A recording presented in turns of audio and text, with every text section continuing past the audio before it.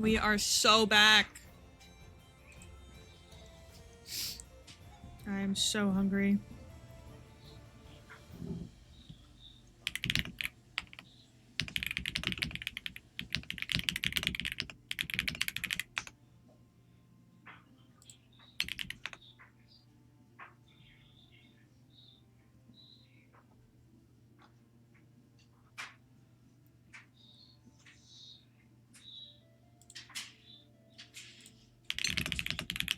Hello, Light. Hi, Siles.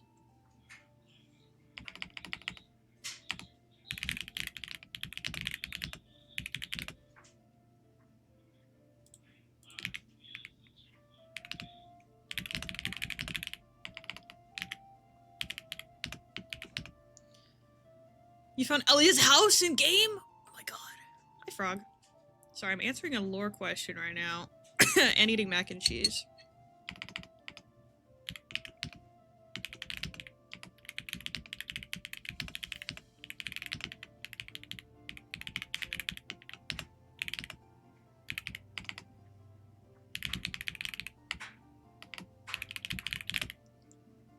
Hi, Cece.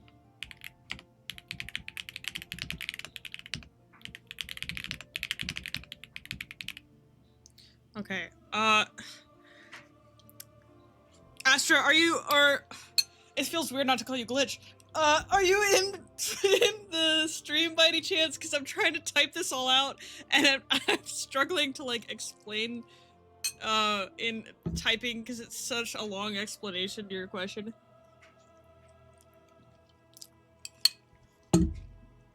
Nice job.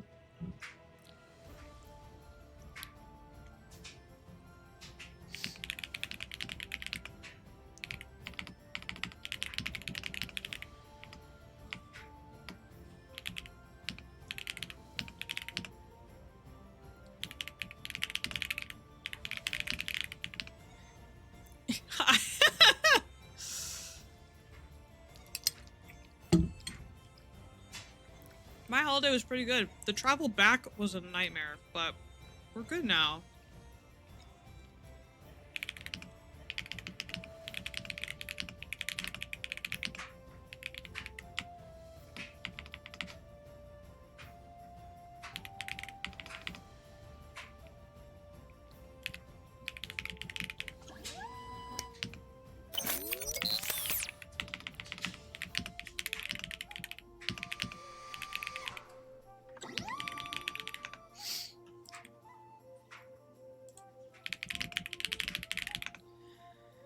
All right.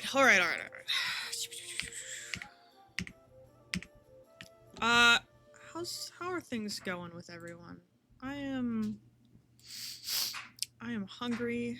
I need to go to the bathroom, but I'm gonna wait until like halfway through the stream so we can just do like a BRB thing. Let me do the streaming thing. And let me open up Lord Tuesday. Lord Tuesday.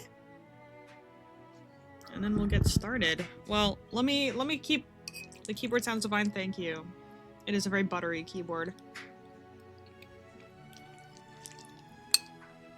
We actually don't have too much stuff to cover.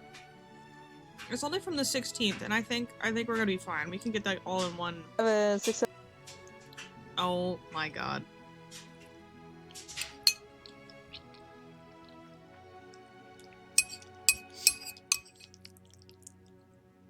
Sorry, I'm trying to eat. Where have I been pinged? Strawberry yogurt pretzels. Yeah, what's everyone's snack of choice for the stream?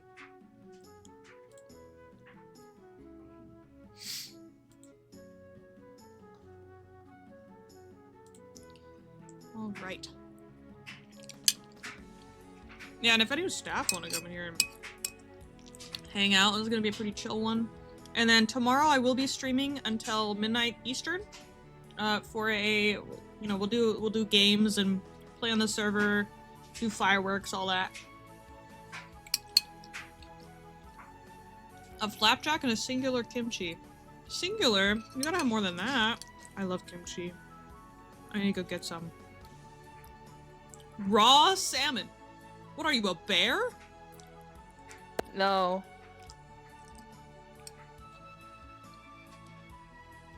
What? Hello.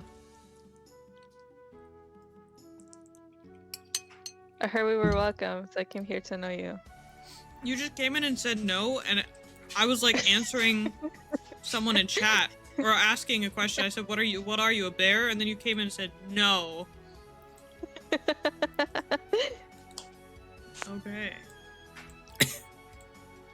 Hello. Highlight.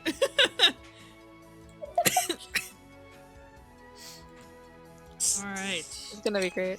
I'm It's trying to gonna be eat great. all of my mac Oh, and yeah. cheese, so I'm not chewing during the reading.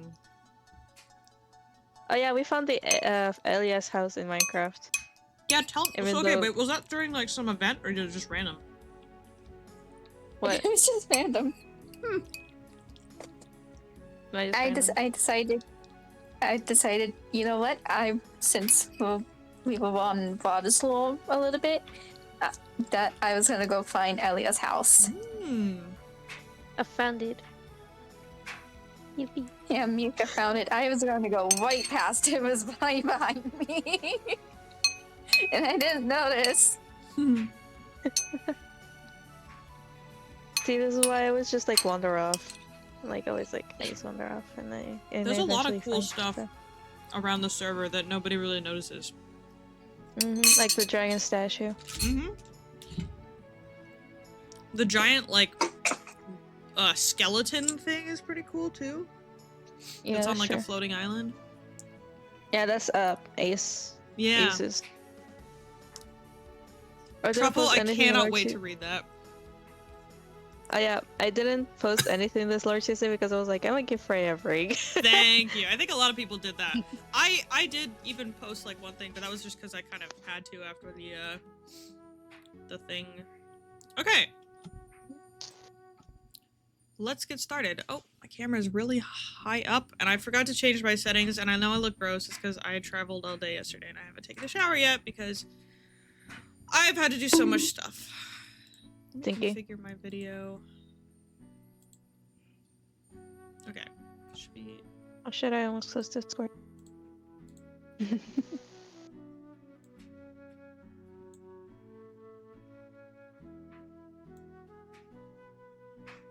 There we go. We're chill. And it was after the 16th. As I distinctly remember read that Did we read the the 16th? comic was read. Yeah. Okay. Oh, yeah. December 17. Yes. Okay, wait, no, we did the 17th too, I feel. Did we Did we? know? No, okay, because I thought I read the... No. I remember reading the Oliver thing. Maybe that was just myself, I read it. Alright, let's get started. First off, John Angler is missing, and still missing, as far as I know. So that's Well, unfortunate. your guard force really isn't great. It's not even looking for the lost Okay, this was people. before the guard force, I'm pretty sure, like, was started up, so... So it doesn't count? Well, they didn't exist before!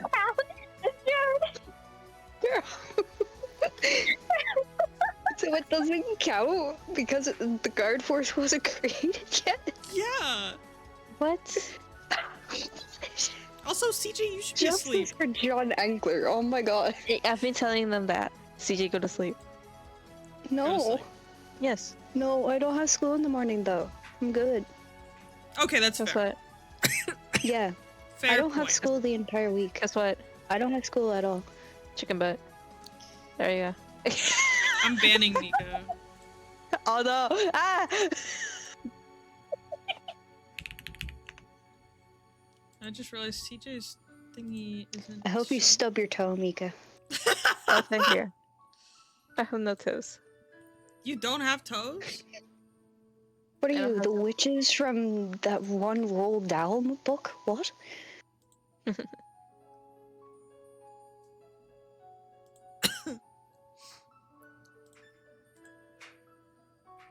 Okay. I think... There we go. CJ has appeared now. Alright, from Oliver. I've been saved. What in Solace's name is going on, though? Yeah, you've missed a lot. There's so much that's happened while I've been gone, and Lucky's trying her best to catch me up on it all. Thanks for rescuing me, Lucky, and for spending approximately 3 hours cutting me out of ropes. Also, rope burn is not something to be trifled with. Yeah, you've missed quite a lot of stuff, Oliver. Oh, We're gonna God. come back to a few people being dead, and a few people who were dead being back. Hmm. Should you get mayo or ketchup for your salmon? I feel like mayo is more of a salmon thing than ketchup. Although I don't know, I don't like salmon or tuna, so I wouldn't know. Mayo or ketchup, both of them, from my perspective, I've never tried either. This sounds gross, respectfully. I've never tried Oh, that. they're not. I've never tried mayo, but I've had ketchup. It's not too gross, but it's more preferable to have it with a burger rather than a sandwich. Oh, salmon. Styles is eating salmon, like raw salmon. Oh, Oh. Wait, oh, then I recommend mayo for that. Yeah, that's what I was saying. Mayo's probably better. They Um, both sound unless- bad, unless the TBH. Unless the salmon is fried, then if it's fried, I recommend the ketchup to offset the taste a little bit. But that's just my opinion. I am by no means an expert, so I don't know. Salmon is low on my fish taste list. I think I tried salmon Sriracha before. would be It's good. not too bad. Freya, so you're vegetarian. Where the heck do you get your protein from? Tofu. Like potatoes? And like a lot of things. A lot of things have protein that like what I always ask people who are like, where do you get your protein? Is like, where do you get your fiber? Because nobody's eating enough fiber. I'm eating enough fiber. I eat fiber supplements. Okay. You are probably eating a lot of fiber. Because I eat a lot of beans. I don't know about you. I eat a lot of Oh. legumes. And I eat a lot of tofu. Beans are good. I am, okay, to answer your question, Bacon, I am vegetarian until I step into an all-you-can-eat revolving sushi bar that's 4 minutes away. But And it's then more of a preference. I've been a vegetarian for my whole life, but I'm trying to, like, try meat and stuff for a couple reasons. Because, like, one, because, you know, I want to try things. I like to explore and experiment with new foods. And two, I've always been very, like, I don't know if I would call it a fear, but, like, very nervous about eating foods outside of my comfort zone. Which is, okay, maybe not that. Specifically meat. Because I've never had it before and I feel like I'm gonna get sick if I eat it. So part of this is trying to step outside of my comfort zone and prove to myself I'm not gonna get sick if I eat meat.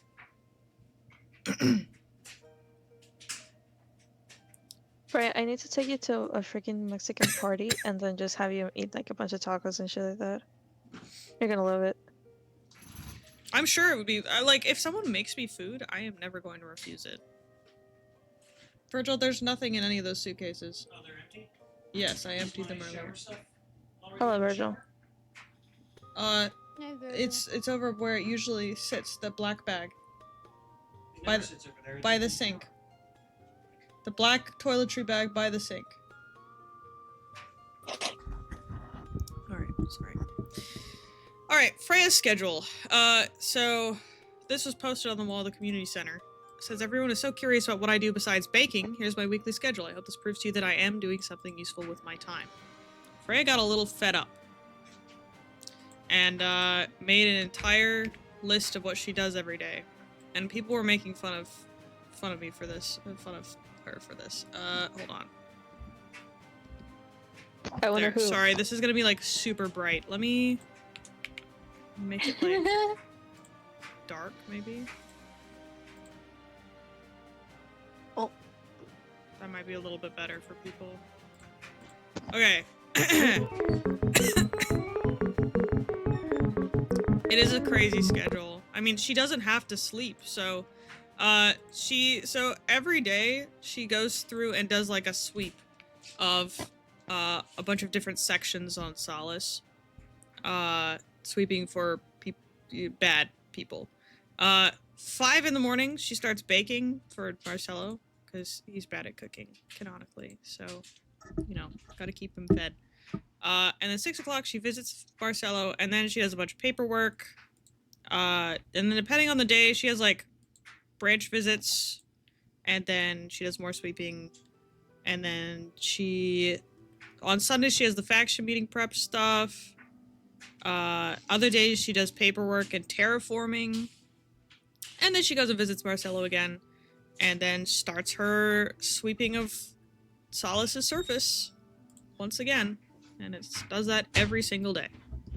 So I hope that, you know, that proves that she does do something, guys. She's not lazy. Not enough Yeah. baking. Didn't you get flames by water? Yeah. Yeah, and I haven't posted that yet because I didn't get all the people necessary, but I might write something about it. But yeah, there's a video that might go up about Freya talking to branch leaders and Waters being like, yeah, I saw your schedule. Your sweeping pattern is so predictable and stupid, basically. I mean, he's not wrong. Yeah, he's not wrong. No hour slots for whimsy. Yeah. You know, every once in a while she'll go off of the schedule, you know, during special events and stuff, obviously, but like day to day, that's what she does. Alright, Scarab information. Magos lore. I'm scared. I am scared of the scarabs. Files booting up. File named Exoskeleton Defensive Motorized Helper Terrestrial Device. I thought that, like, spelled something now. Solace nicknamed the Scarabs. Appearance, they appear to be small bug-like machines. Depending on their main owner, the color of the orb in the middle and the lights may change color. There are 3 classes of Scarab: Olympic, Butcher, and Scalpel.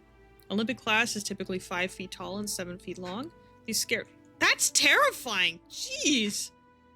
These Scarabs are used in combat as heavy infantry. They're modular, their blasts are known to turn basic compounds to ash. Butcher class is typically the size of a normal Earth cat. They've been used for combat, maintenance, gathering, and surveillance, the most common Scarab. And Scalpel class, typically the size of a human fingernail. That's tiny. They are used heavily in the medical field and spyware. They have the most attitude out of the bunch. That's funny. Creator, the great builder of the Red Sands, speaker of the Council of Iron Arch, Magos Silo. Facts, they are made from oleum, a type of steel forged on Orion. They can replicate if they eat enough biomass. They can be biodegradable. AI structure. They have a hive mind-like structure where members can split off to form a mini hive mind if far away from the main. Past owner Archmagos Maliocane? There we go. Current Magos Solvex. Cool.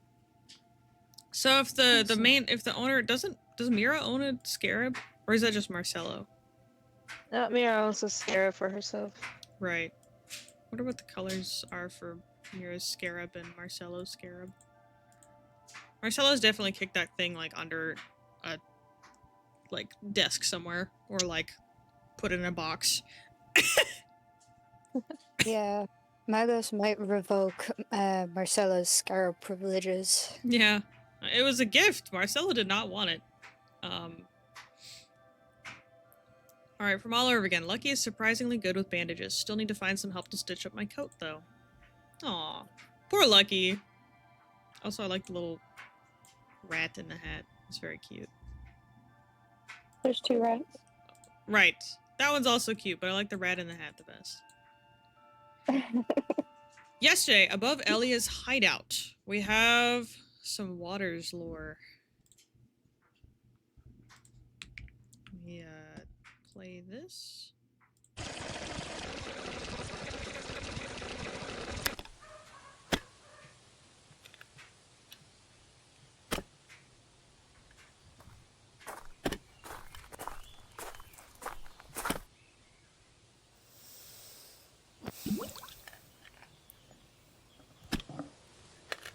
Don't worry, boss. I'm not here for any trouble. I'm just checking in on you. How did you find me? I was in the area. Thought you might come back. Thought I could be here when you did. You okay? I'm tired. I'm lost. Many people in my life, many good soldiers, but this is too much. Didn't she kidnap you and torture you? It is complicated. Was complicated. I can't say it is anymore.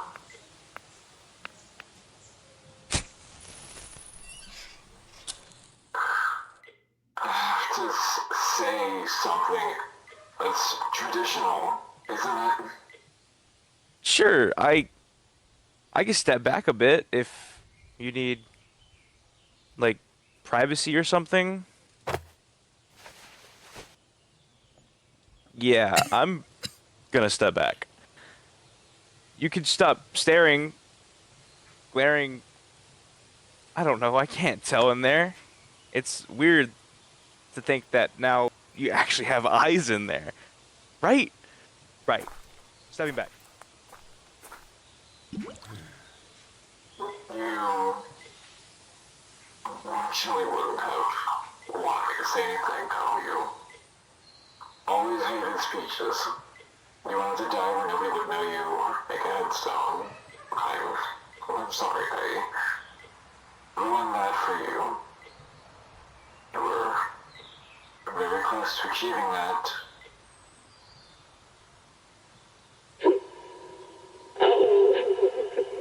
Just pathetic. The agent is dead, big whoop. But you wanted this, don't you? You looked at her and you wanted her dead. I don't tell me you kill her. I told you to do your job. My fault you turned that interpretation too. You pushed me to do this. Didn't want. Pushed you. You think I pushed you? I reminded you of everything she said or did to you. I reminded you of what you could do, who she could hurt, who she has hurt. I didn't physically touch you. It was just a triangular based on your own interpretation, as I said. Though I'm really wishing it had been you. I'm not that person anymore. Hey, Waters, I thought I heard. It was your words. The lover you once knew and thought cared for you deeply. Never considered anything more than a threat. I feel for you, really, I do, but, part of it, never trust a rabid dog not to bite. Shut up. Whoa, whoa, whoa. What was that? Violence. That voice, just now. You heard that? Yeah. Kinda hard not to with the whole echoey thing going on. What was it saying to you? Was Elia? To go. Hey, wait, look, seriously, are you okay?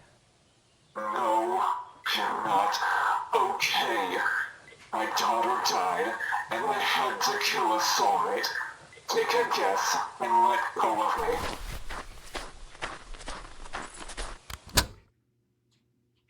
No way he's calling. I mean, like, dude, Elliot cannot. You gotta let Elliot go. Like, No, I think she is dead though. she's is dead, but like, you gotta let her go. You, bro. She was a terrible person. But again, he spent a lot of time with her, so You also gotta remember that she help of but think, oh well, I love Also this remember- person. remember she that he was was. also manipulated the hell out of her by her. Like, you have to realize Yeah. that. He's That's still fair. because you know how like when you're like in a toxic relationship, you don't realize how toxic it is. Like, yes, you realize that it's bad, but you still have that impression that, hey, this is a person I knew, this is a person who I thought she was, and that's the person you fell in love with. Did he So you still go? need to do. Did he go to like Light's tree? No. But he I went don't to his know. toxic ex. He built a grave for his toxic ex, but didn't No, do he shit did. He about did go Light. to. No, wait. He did. Wait. He did. He did very He recently. did go He to the did today. tree. He Okay. did go to the tree.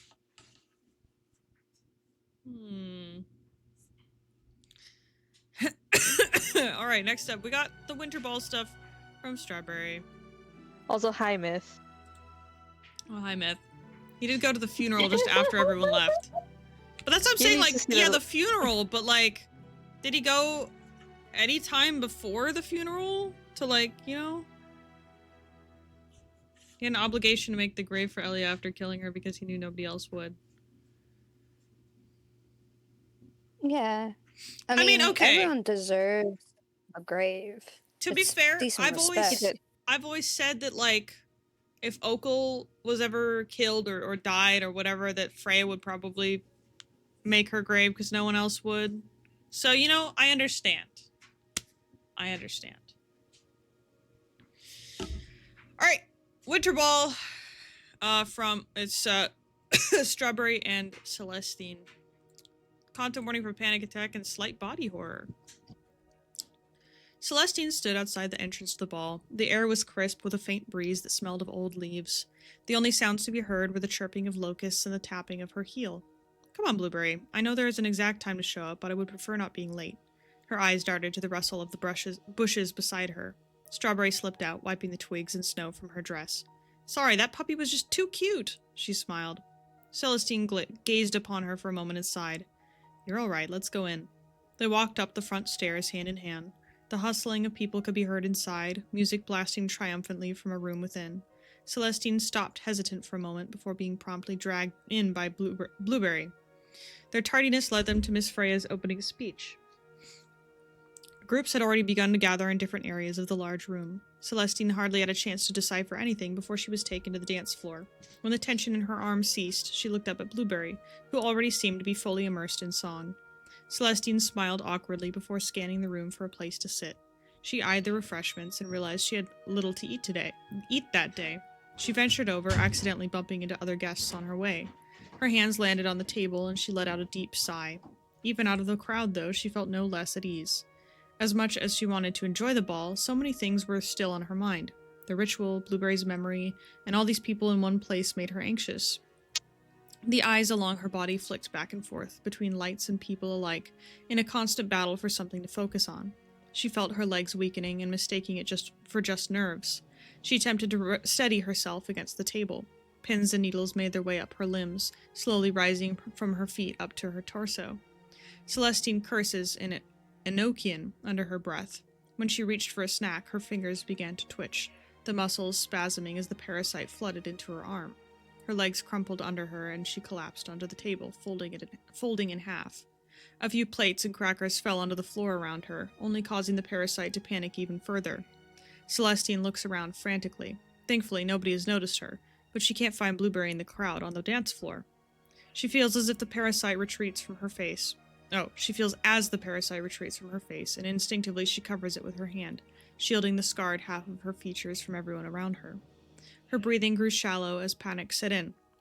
One hand on her face, the other clawing at the tablecloth. Her feet slip back and forth against the waxed floor, and with her bloated, parasite-ridden arm, she stabs her fingers into the table, using the cloth to drag herself up. Celestine finally regains her balance, leaning against the wall nearby for support. People have started to look at her. Forcing an awkward smile, Celestine attempts to wave with her non-parasitic hand, but she's lost control of her muscles and her arm falls limply to her side. Celestine forced herself to look away from the crowd, her breathing quickening even further. She spots glasses of water on the table. Good. That's good. Water is good. Her arm, now containing the entire parasite, all too big for her muscles, completely covered in eyes darting from place to place, shakes as she reaches for a glass. As she brings it to her mouth, water spills from the sides as the cup shakes. Before it can reach her lips, Celestine's arm tenses, shattering the glass. Shards go flying across the table and into her skin. The room seems to darken around her as faces turn towards her. Concerned and annoyed, and too many eyes are on her at once, and she can feel herself slipping again. knees buckling, and she's on the floor now, and... Celestine? Celestine blinks away tears, looking up at Blueberry as she crouches down in front of her. Oh no, you're Parasite. Are you okay? Celestine bites her lip, embarrassment setting in. Yes, I'm fine. Blueberry's virtual brows furrow. Clearly not. Here, let's get some fresh air. She reaches underneath Celestine's knees, hoisting her up into a princess carry. Celestine's cheeks flush bright pink. Are you sure you want to? I can walk myself, you know. Blueberry laughs. You can walk like this, really? Celestine puffs her cheeks, averting Blueberry's gaze. As the parasite continues to writhe around in her arm, her other limbs go numb and fall limp. Closing her eyes, Celestine begins to slow her breathing, resting her head against Blueberry's chest as the two approach the garden. Now outside, Blueberry rested her hand on Celestine's shoulder. It's okay, Celly, she spoke softly. It's not your fault. Celestine continued to stare forward, but her parasite remained focused on Blueberry. Celestine leaned her head back and sighed. I know, if only it wasn't such an inconvenience. Blueberry silently dried the water that had spilt on Celestine earlier. They sit there in silence, and Celestine regains her composure.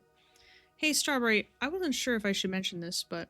Celestine is abruptly cut off by Blueberry's frantic enthusiasm. Oh, I love this song! She stands up. Come on, let's go dance. She holds out her hand. Oh, all right. Celestine grabbed it, and they strolled back inside. They step into the ballroom. The music is calm and slow. Celestine looks around, slightly frantic, until her hands interlock with Blueberry's. Her focus becomes clear as she reads Strawberry's thoughtful gaze. Blueberry pulls her in as they step side to side. The room suddenly becomes animated in panic. Celestine looks over to see everything covered in flames and debris. Strawberry? She yells out, scanning the room. Oliver, thanks for following. Welcome, welcome. Her thoughts are filled with screams of pain and confusion.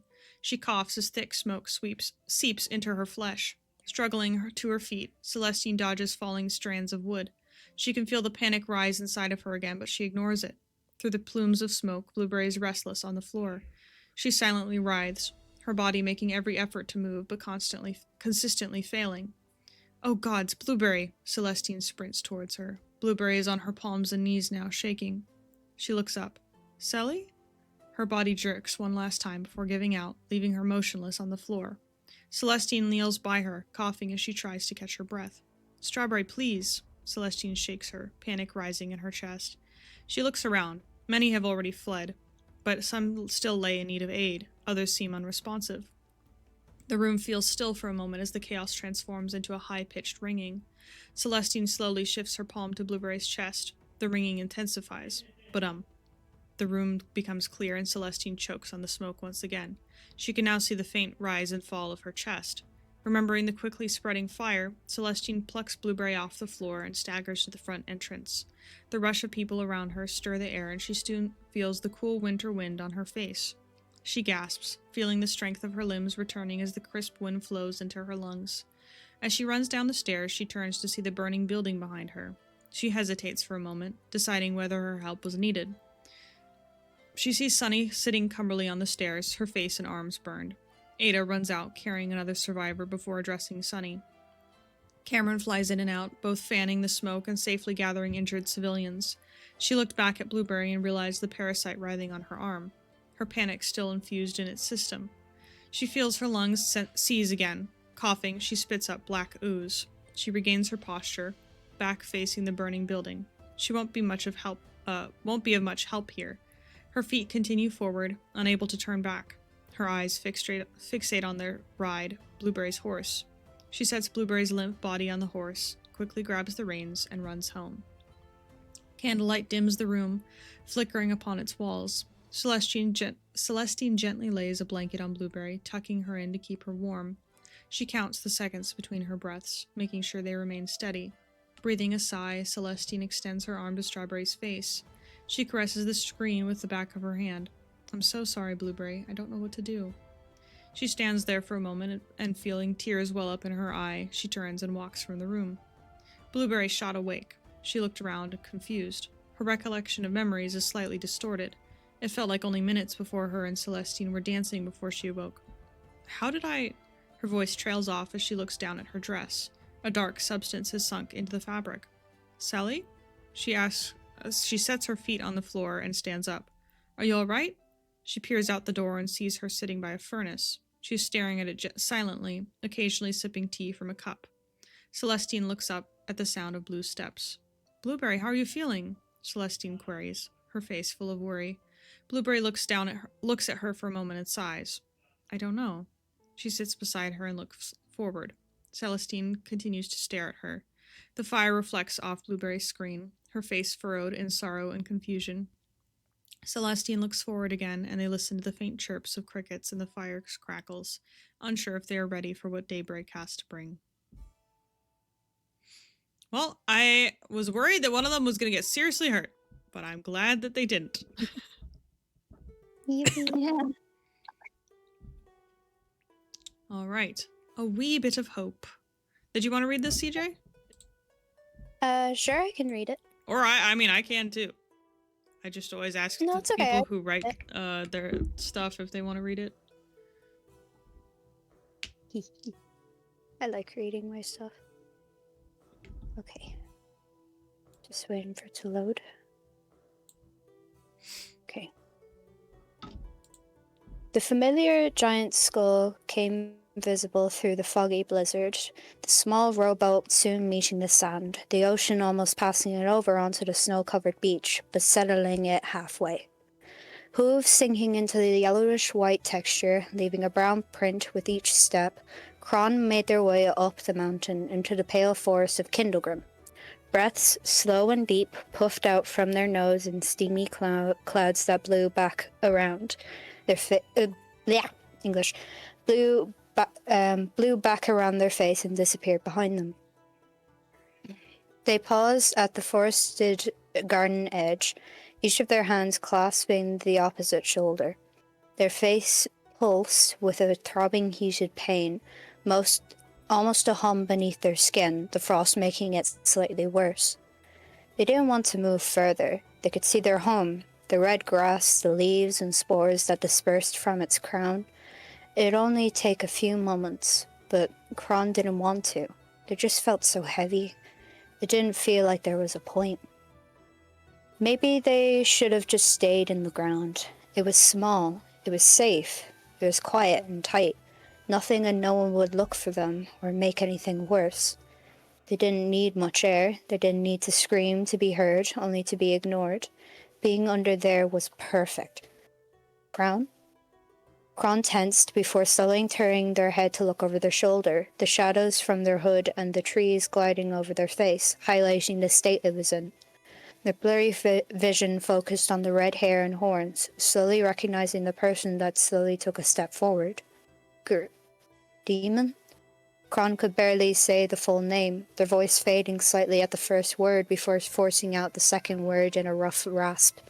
They swallowed, tugging their trench coat closer around themselves, more so to hide the dark mark in their chest area and the filth that soaked through their shirt fabric. They noticed Grumpy Demon, Starry, taking a step forward, and in response they took a step back, only to lean a little on the dole tree near them. They turned their face away, looking down at their hooved feet. They kicked up the snow a little, revealing the lifeless blades of moss and grass beneath. Kron felt ashamed. In a way, usually they would be a lot more happy to see the demon. She was the only other person in Kindlegrim, after all, aside from Croy and, before he died, Mr. Skullhammer, Havoc.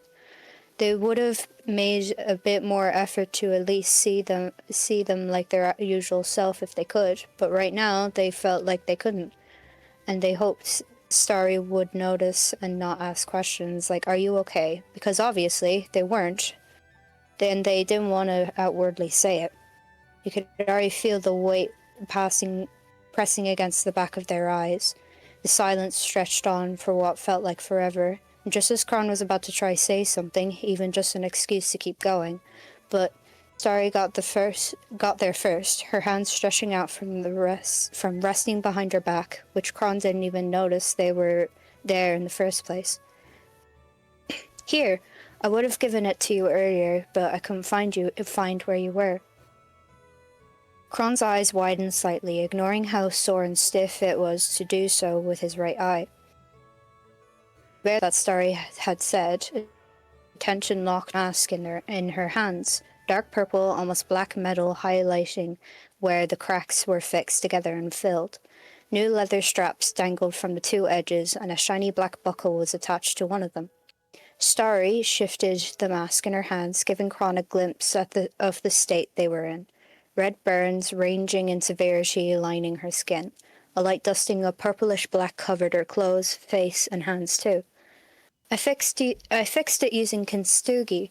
It's where you fix something, but highlight the cracks. It shows that it's not perfect, but that's okay. Starry explained, seeming to do her best to talk slowly so that Kron could process what she was saying. Her tail twitched behind her, hinting at her nervousness as she awaited Kron's response. Kron, in return, was quiet, their hands slowly coming up to take hold of the edges of the mask, to which Starry let go so that they could hold it. Their thumb ran over one of the cracks, the fingers on the other hand fiddling with one of the leather straps as they just stared down at it. The design they had drawn onto it when they first found it was still noticeable. Kron sniffled a little, their bottom lip jutting out, their eyes filling with water. This made Starry perk up in alarm, concern coming to her face as she came closer, her hands hovering near Kron's shoulders. "Oh, hell, I'm sorry, I didn't mean to make you upset." Kron stood up from against the tree, rubbing their eyes with their sleeve, their shoulders trembling as they took a deep, shaky breath in. They opened their mouths to speak, only for a soft sob to come out instead, making them clamp it shut, trying to calm down. Eventually, their arms extended out in front of them, a firm yet careful grip on the mask in one hand, their head turned downwards out of shame at their reaction. "Hug you, please?" Kron's voice was small and hesitant, just about heard over the waves crashing against the frosted beach's edge. They weren't sure if Starry liked hugs or being touched at all, but she did hug them in the ball of fire, but maybe she felt like she had to? Oh gods, what if they were making her feel like she has to now as well? They began to retract their arms, stammering a little, fumbling over Irish and English as if they forgot how to speak both languages.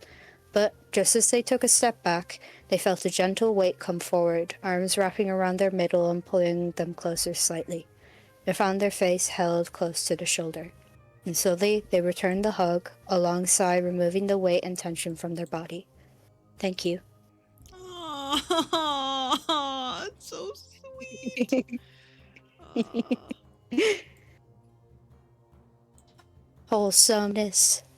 Yes. See, I can do wholesome stuff. I can do that. You should do it more very wholesome. often. You should do it more I do. often.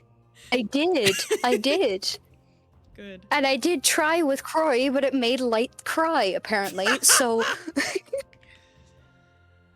Alright, from Balios. Missing my sister. Warnings for blood dismemberment and musical.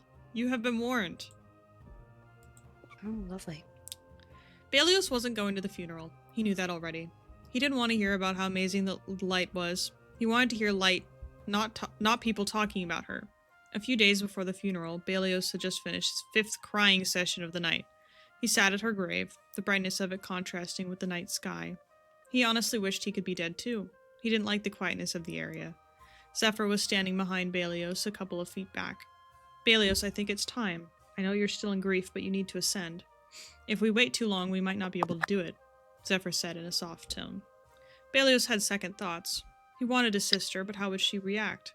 He'd already written notes to a few people, but now he was dealing with gods and revivals. "I couldn't care less about godhood. There is no one left to be a god to, Zephyr. The others hated me, and you don't believe in the gods, and Light is," Balios said. His voice was rough from hours of silent sobs in his tower. "You can bring her back if you ascend. Gods can bring the dead back. You'll have your sister back," Zephyr said.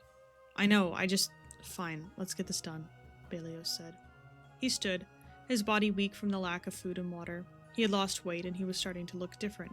Zephyr nodded, and the two returned to the tower and went into the basement. They reached the place where the portal for Kathy's banishment was.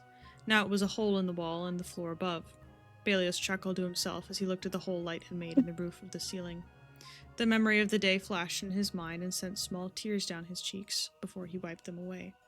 Zephyr walked to the area of the portal. Once he was in and he held his hand up, a A flash of red lightning struck the hole before circling the hole in a circle. Circling the hole in a circle, huh? Going faster until the other side appeared to be on Finda. The portal is open. It's time to go, Zephyr said before stepping into the portal. Belios shook his head to clear the memory and wiped his tears. He then followed Zephyr through the portal.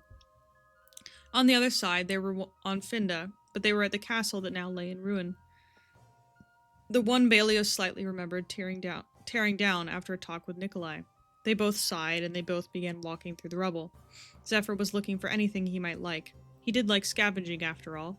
Belios was just looking at some of the torn paintings. The faces of his parents were ripped up. His face looked different. Instead of torn, it looked similar to how he looked now. The antlers from the tree, the broken mask over the right side of his face. But the painting showed a new arm, wings, and veins across his neck and back that looked like corruption spreading. He rubbed his eyes and it looked normal. Just him sitting on the throne, looking like he did before the vanishing. Belios sighed. The lack of sleep was probably getting to him. He looked around and he saw the trail that would lead to the forest. He felt that strange pull once again, but it didn't feel like the one he felt the night he met Nikolai. He decided to start walking towards the trail. Zephyr stopped scavenging and noticed Belios walking away. He decided to follow. After all, this was supposed to be a mission of ascension, not random walks. But as the two walked, the bright green forest shifted to the purple willow trees, then to the corrupted and decayed trees that Belios had killed years ago. Then they reached the large violet willow tree, which still grows to this day. The dirt by the tree was still in the little mound from where he buried Nikolai. Zephyr looked around, noticing things Belios hadn't. Statues of people that were covered in dead moss and vines. Belios went to the tree and looked at it. He felt a pull, but it ended at the tree. He walked around it, noting that no one else was behind it, not like last time. Zephyr cleaned off a statue and looked at the name that was carved on it. Varkas. He remembered that name from an old tome he read. Varkas was the bard of the earth. He looked around, not realizing that each statue was a bard, the first beings to walk the world, the ones who created the lesser gods. Zephyr noticed that each statue faced the tree, the way after many years it was never once was corrupted. They were the final trial all along, Zephyr muttered as he walked to Belios, but Belios wasn't paying attention to Zephyr. He wasn't bothered by the things around him. He was looking back on his memories, the happy ones he had with Nikolai, the ones with light, the silly little arguments. The final trial is here, Belios. You almost finished the last time you were here. Now you must do it again. Just don't go full musical. This is a Google Doc. Zephyr said, as he made the broken spear he always carried around form a violin and handed it to Belios. I can't be here for the rest of your trial. Just come home for her, Zephyr said before he walked back to the portal and went through it, closing and going about his business. Belios held the violin in his hand for a moment. Then he heard notes from the statues around. He closed his eyes, feeling his eyes note each memory they brought to his mind, the reason he wanted to ascend. Gods can bring back the dead. He opened his eyes, and they were now glowing green. He began playing along with the note he heard, adding his own, the song making memories flash into his head. Light and Belios, the way they did everything like siblings, the way Light took care of him, and the way he tried to take care of her. His eyes began to shift to a red, as he remembered more, then to purple. Tears streamed down his face as he played the violin, and he began dancing as if he were in a ballroom. Mist and vines began wrapping around his body, forming a suit, a black tux with green design of vines, an outfit he would have worn at a ball on Finda. A shadow figure appeared. It was Light. They both danced to the sound of his violin. A real smile formed on his face. He continued, and he began to sing the song. Sleep now, my sister, in silver and gold. Wrapped in the starlight, the heavens unfold. The moon opens pathways where only you roam, guided by whispers that lead your soul home. Drift through the sky on wings made of light. Glide on the wing where the spirits take flight. Though you're beyond where my hands can reach, your name still glows in the night like a spell I keep. I hear you in soft storms, in branches that sway, in flowers that bloom when the dusk melts today. When I call upward, the cosmos replies. Your laughter rings faintly across the sky. Drift through the stars, my sister, my own. Magic surrounds you wherever you've flown, and when the night comes to carry me, I'll follow the light of the spell you left for me. As he sang, the tree began to glow, the violet leaves glowing brighter. I'm sorry, my sister, forgive me, or not, I would understand, he said, and he felt as if his heart had shattered. He continued dancing around with the shadow figure until he finished, and the shadow figure faded, floating into the sky before shifting into a dragon and flying into the sun. He stopped playing as he reached his hand up to the sun. His hand sank back down to his chest. Before his hand glowed, he pulled his hand away from his chest, feeling the weight of his corruption fade. In his hand was an orb shifting colors of black, red, and green. He then made the orb turn into a bow for the violin, and began playing again. He faced the tree, tears still streaming down his face, and each stroke of the bow sent a wave of energy at the tree, leaving dents in it. He began walking towards the tree, and the statues began to groan and break as the tree was being harmed, as if coming alive to protect it, but Belios didn't care. By the time he reached the tree, the dents had formed a sigil. Belios dropped the violin, making the bow shift into a dagger. He sliced open the palm of his hand and placed it in the middle of the sigil. The moment his blood touched it, it began to glow brightly. But his hand was ripped off of the tree as he was thrown back to the ground. The Bard of Earth had awoken first, having a guitar that was an axe. The bards didn't fight like normal barbarians. They used musical waves to attack. By the time Belios got to his feet and had his violin in hand, the other bards had woken and stood next to the Earth Bard. Belios was ready to attack when the Water Bard sent a wave at him. He managed to dodge, turning the violin into a spear, his corruption turning into the blade. He began fighting the bards, dodging most attacks, but these were gods, and he was just some dumb, depressed mortal. What could he really do? He just needed to finish the spell. Hours had gone by. He was bloodied from his own blood. The bard's only one was down, but not because of Belios, but because he got bored. The others were having fun beating the mortal, but that didn't stop him. He continued fighting like hell when a wave hit him in his leg, slicing it off. He fell to the ground. He tried crawling to the tree. But Belios didn't make it far when a bard stood over him and grabbed his right arm, tearing it clean off, roots and everything. Belios yelled in pain. Then he was kicked into the willow tree, his blood seeping into the soil. He left out the final sentence. "Bring back my sister. That's all I need. Take my life for hers." Belios muttered into the ground. The tree glowed brighter, but then his vision went black. Damn, rip Belios. Maybe for real this time.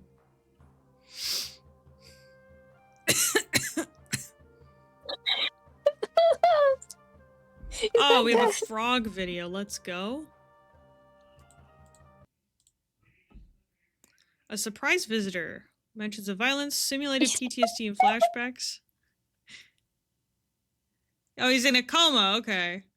Yeah. Rip Belios, like how they ripped his arms off is crazy. Frog! Oh my god, what the hell? Let's go. Alright, here we go. Frog! Oh my god. Oh, there's the new music! Let's go!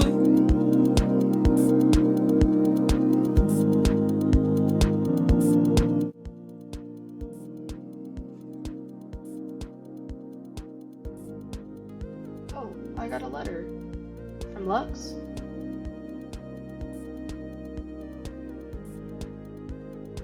Oh, hold on, maybe I should read this. Dear Frog, I apologize the judicial branch failed in your protection. We will never fully understand the injustices you experience, but we will fight to keep you and the rest of Solace safe in the future. I understand the incidents at your home may have caused you to no longer wish to reside there. If at any time you need a different place to rest, please feel free to stay at the hotel outside of the Keepers of Solace. The hotel key is attached to your essence and will only open to you. Please let me know if you need to talk about what has occurred. Judge Lux Slayers. Lux, my goat! Bagel! Belios would make a good biomass source for the scarabs! We are not feeding people to the scarabs! I know you'd like that. You're just gonna get thrown in jail for longer. Oh, I gotta talk to Virgil about that. Marcelo beat V Magos needs to happen. For a hotel. Rin, elk, I'm home. So silly frog thinking. Freya can help you. She won't. Okay, guys, did you? Never mind. Come on. Let's go. I don't want to be here anymore. All right, this looks good.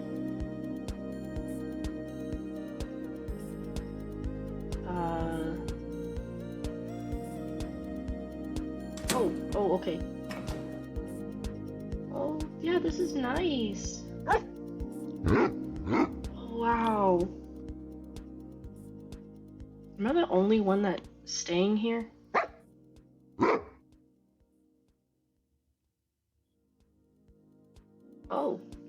make a version that you can loop. Sorry, Frog. I'll I get like that this for one. you. Okay, I'm gonna pick this one. This one seems nice.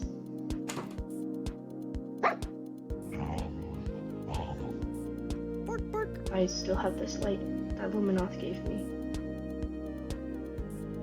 I hope they're okay.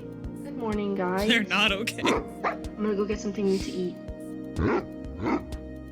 Okay, I will, I promise.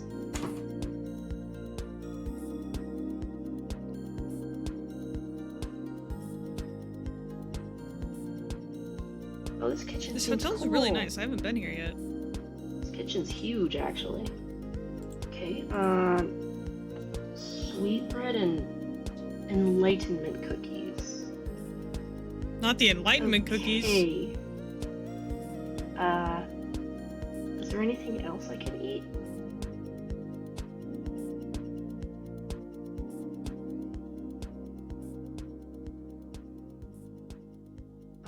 Why is the only thing they have is a steak?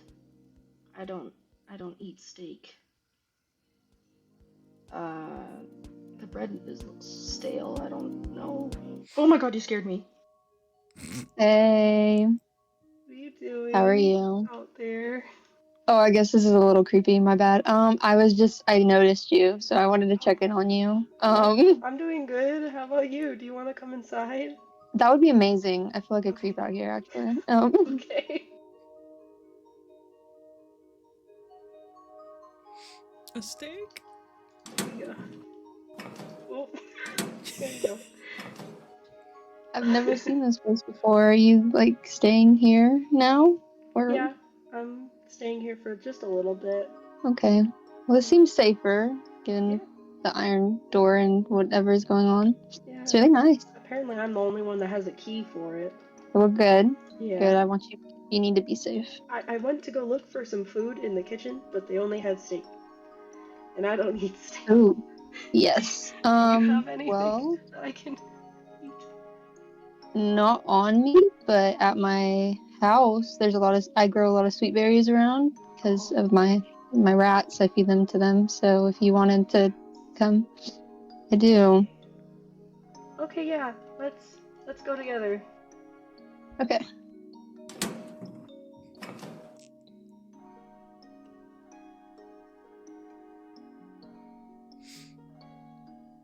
Ta-da! It's grown a little bit since you've been here last. Yeah, you have a garden now. Yeah, I've taken up gardening a little bit. Some berries.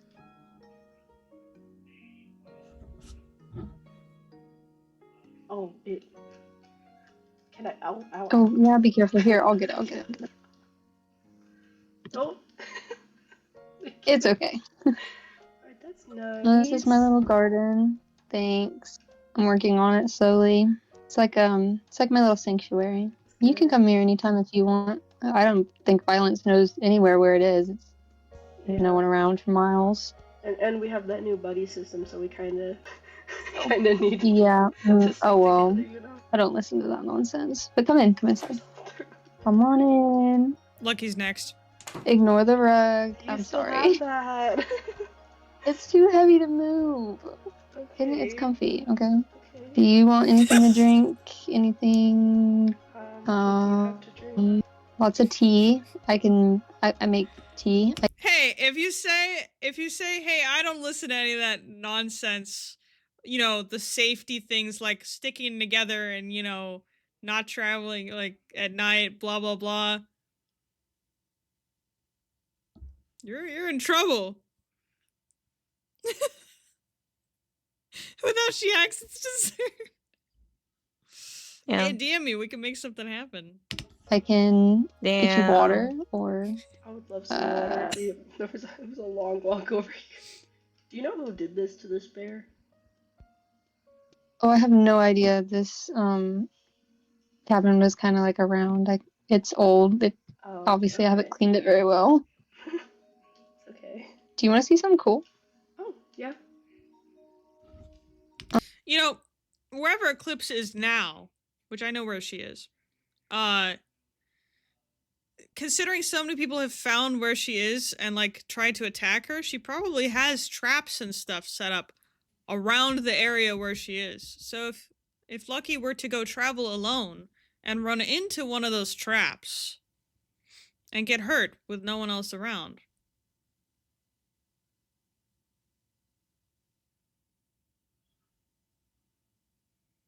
The scarab sent me to the hospital.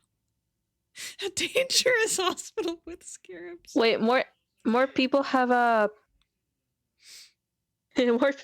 more people have a eclipses thing. What do you mean?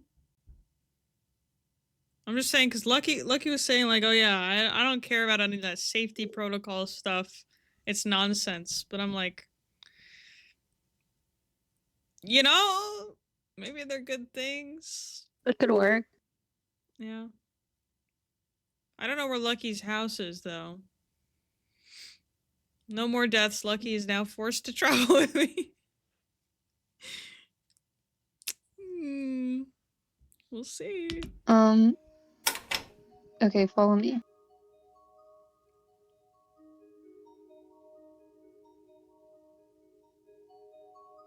Yeah, secret. Oh, Okay, What is I haven't shown this? anybody this, but this is my lab. oh yeah. I promise it's nothing like it's nothing Why be a frogger? You can't even do anything. it's nothing bad. Uh-huh. I'm not making something bad. But I thought Yeah. like if I told anybody I should tell you. Okay, why is there a cage?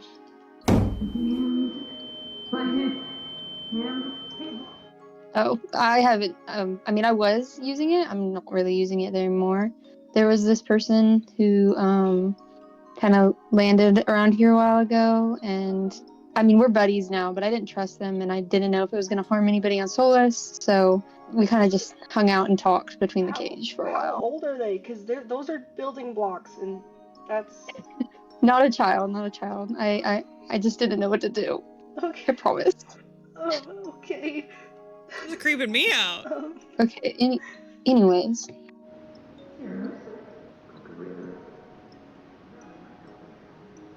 I'm working on this elixir to help with pain. Mm-hmm. It's not perfected yet, but with the help of my little rats, I have so far been able to lower the time it takes to heal and lower how painful it is when one is hurt. So I'm hoping to get that around Solus eventually for all the people that are in the hospital. Okay, that's really good. Okay, Yeah. I feel less. Not gonna lie, seeing that cage made me. Yeah, it's creepy. Yeah, this is What? Scared of some cake? it's safety precautions. Yeah, sorry. It's fine. This is cool though. Thank you. Poor frog. You have like people helping you. I do. The person that I talked about, we're friends now, so. Okay. But hopefully you can meet them. They're very, very nice. Okay. Sorry, I kind of sprung that on you, but I want you to know, like, I want you to feel safe. So I want to tell you everything that I'm doing. Okay. Thank you. Thank you. Um, How do we I get think Lucky's out? talking about Oliver. oh, What's in there? nothing. It's like another cage, but if like Oh. somebody was highly sick or contaminated. Oh. Uh-huh. Okay. Okay, I can tell. Lucky, why do you have the creepiest possible basement? I know this probably all has a logical explanation, but like, this is the creepiest basement ever. You haven't seen Rando's basement. Scaring you a little bit. A little. Frog's like, I'm getting the fuck out of here. Oh, okay. There you go. Okay. Oh my god, don't burn yourself.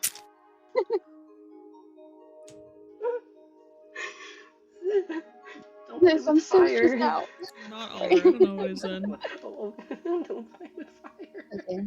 Anyways, you are the first person I've told this, and I know it's probably weird and creepy right now, but I feel like it'll be the betterment of Solus, and I hope it like You can tell Feather if you want to. I trust Feather. Magos has an even creepier basement. I don't know what you're talking about.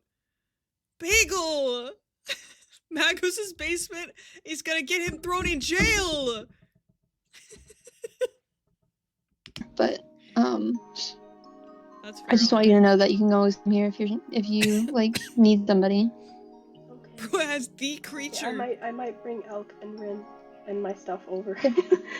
Yeah, that's perfectly fine. Nobody really else lives here. My friend, their name's Someone's Tar. right, it was Frogwood. They show up a Oh. Maybe. lot. I think they're gonna live nearby, but they're very nice. They wouldn't harm anybody. Probably. Half a creature is crazy. Okay, that's nice. Okay. Would you like me to walk you home? The buddy system and all. Yeah. I thought that was nonsense, Lucky. Let's go. Okay. Well, I guess I should let you go. I'll be alright walking home. So. Oh. I just realized. It'll be okay. Sure. Yeah, it'll be fine. Okay. Thank you. Be safe.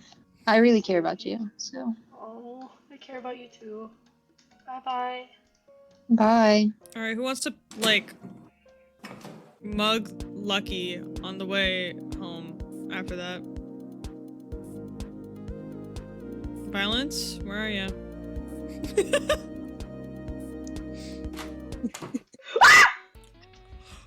That's where he is!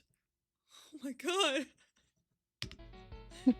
Wait! How'd Hey. you get in here? I kind of just walked in. Damn. How else would you get into a building? It's Definitely not locked. the way I went. It's Hmm? locked. Was it? Yeah. Oh, I think I broke your door on accident. Is that why the door handle was so like jiggly? Anyways, so Use Frog. Please tell me Frog has a comms device. Immediate button, call Freya button, right there. Poof. She's got it. I should probably tell this to more people, but like, you can literally just, cause she has her device that you can send your location to Freya and she will just boom teleport. Panic button, exactly. Unfortunately, Frog is stupid. I just need, we're needs to kinda like a aware about decimal that. meter on her comms device. Like the scream will just instantly Every make single Freya time teleport. Frog screams, it just yes, Yeah. that would be so funny. Oh my god. I have a question. Mm-hmm. What happened at the Windsor Ball? Well, apparently someone brought an explosive, or gave an explosive to somebody, and it exploded. What? Guys. Dogs are You just look, sitting there. Mm-hmm. Kind of like those guys, a little bit. Yeah, I've noticed. What's going on? Oh, I wonder. You look more like a smudge now than a frog. Really? Really? The way you said really there killed me. Really? Really? Really? But did y'all figure out who it was? People think that it was Eclipse. Are you sure it wasn't me? I don't think you would do something like that. Yeah, no, I He would. would totally do something like that. And considering that a really good friend of mine kind of turned into a tree all of a sudden, what's up with that? Yeah, Light just, she gave me a book about it, or like a note about it. Gave you a book? Yeah, a few days before she... Check art CC cooked. Alright, hold on. Oh my god, it's Yelena! Oh wait, you guys can't see Yeah, me. that's almost as, I was like excited. Oh, now I need to full on commission you for art. Oh, it's incredible. Oh, she's perfect. Okay, sorry. Back to the video. It's peak. Like to the boss. How did you do that so fast? How did you do that so fast? That was like 30 minutes. Oh. Wait, so did she know that this was gonna happen? She had a feeling something bad would happen, but didn't know when. Just kidding, or sorry, but I ate that thing. Yeah. Really? who would die. And turns out that she was one of them, along with BW, I would like to say. Yeah. That also is pretty tragic news, considering that I taught him how to... I taught him how to... Yeah, there's no way. Why is anyone still friends with Violence? Violence has done so much worse shit than Okul. Okay, well, the execution thing was pretty bad, but like bringing multiple people down into his basement and torturing them, and then people are just like, yeah, whatever. Waters didn't immediately like kill Violence. Okay, 2 people here. Violence stole Frog and tortured her for like 4 days. Including like burning off her frog skin, which like lets her turn into a frog or whatever in front of her. And then stole Comet and boiled them alive.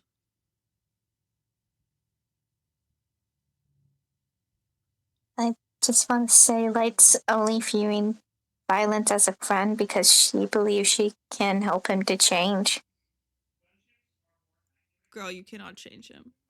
It never works that way. She can try.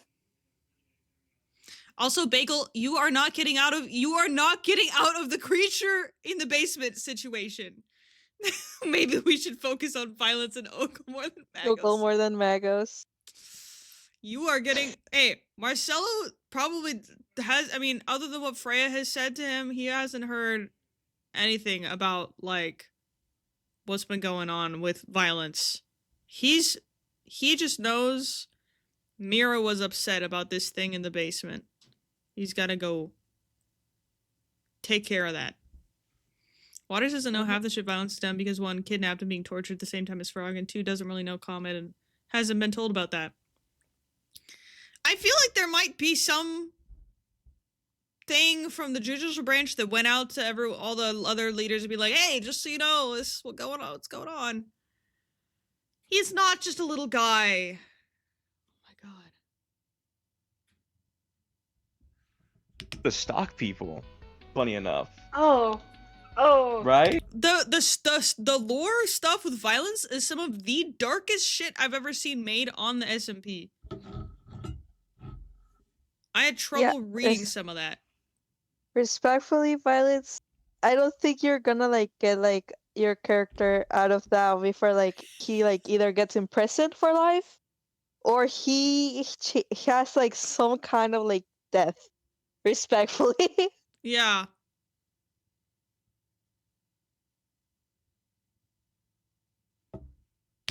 Right? Oh, wow. Oh no. He's really good at it, right? Yeah. Yeah? Yeah. Ah, I'm so proud of him. You don't have to be scared. Oh my god, I'm so sorry. you I came in here. I came in here to check up on you to see if you were doing all right after everything. Yeah. I'm sorry. You're sorry? I'm sorry. I shouldn't have. Bro, sorry does not even start. Sorry does not begin to that he's sorry. I'm pissed. Dude, I'm so pissed.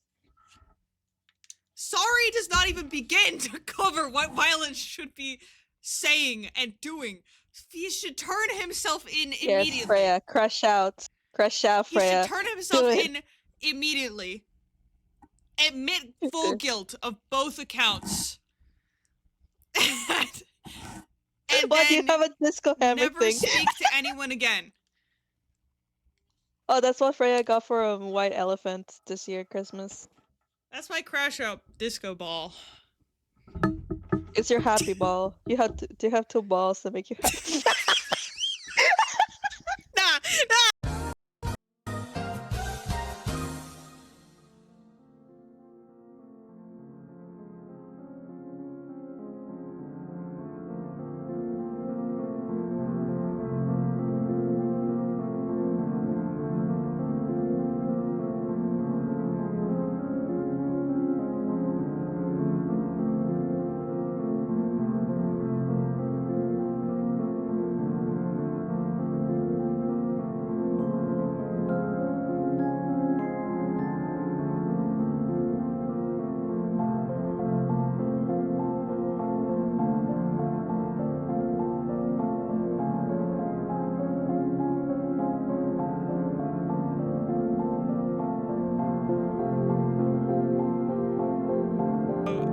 Here we go. I've done what I did to any of y'all. I don't want to do what I've been doing anymore. Like, you used to be like my go-to friend, and then all of a sudden I had you locked in a cage, and I burned your skin. Why are you? Why? Hold on. Why are you acting like this? You're the victim here. Why are you acting like you're the victim here? You are like, oh, it's like you were my friend, and then all of a sudden, I was torturing you. Don't do that. You're not her friend, dude. Friends don't do that. You deserve to be in prison for the rest of your life. You deserve to be dismantled and have your wig burned like you burned Frog's skin. Become bald, Violence. That's your Become bald.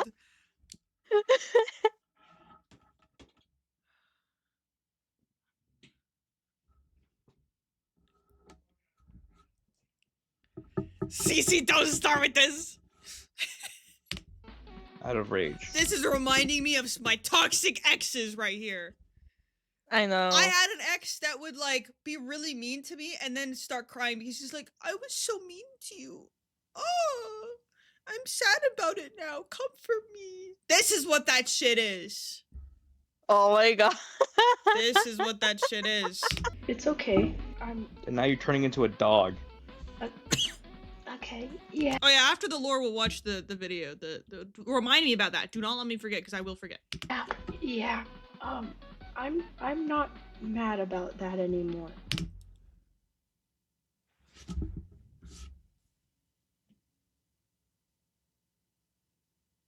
Hold on. Play that back.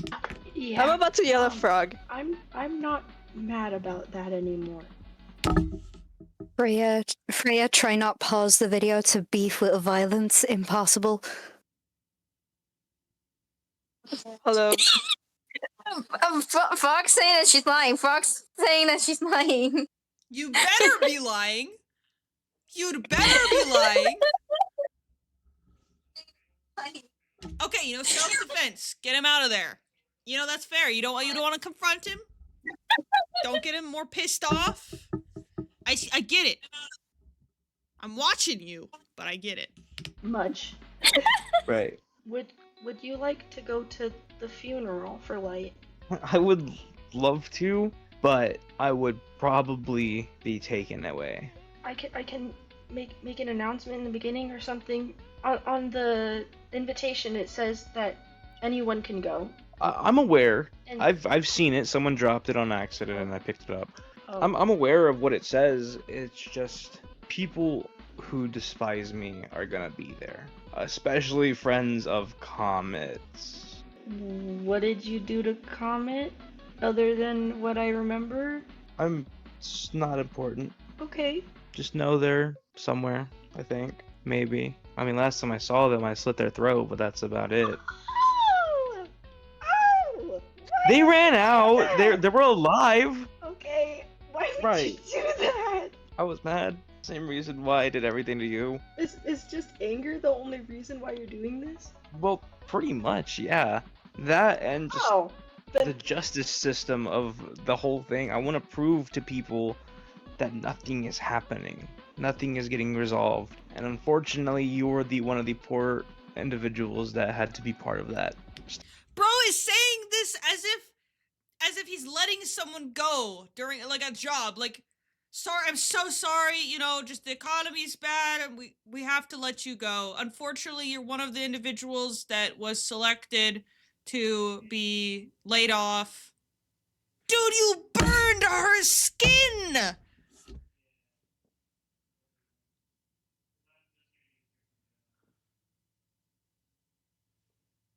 Statement. Well, it worked. All I know is that there's a curfew and a mandatory buddy system. That's all I know that's happening. Yep. What's that gonna do for anyone? I don't know. Twilight funeral, right? Yeah, gonna be When is that? on the 20th in 2 days. Saturday? Yeah, Yeah, I'll try to make it. 6 p.m. I am the older sister, and I will scold you when you do something wrong. 7? Around 6 or 7? Yeah, I'll Did try you to say make 6, 7? it. 6 p.m. 6, 7?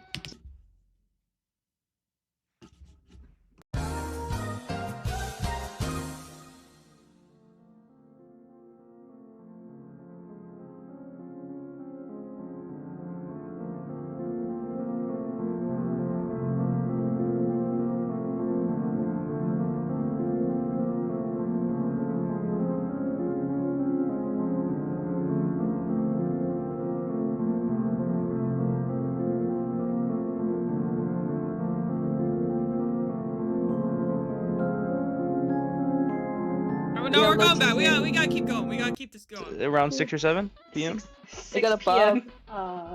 Okay, don't give yourself a concussion now. I can't do that. I'm a robot. Yeah, I'm sorry, my bad. I forget. Alright. Well, it was nice talking to you. Uh-huh. Glad to see that you're okay and, you know, look like a smudge now.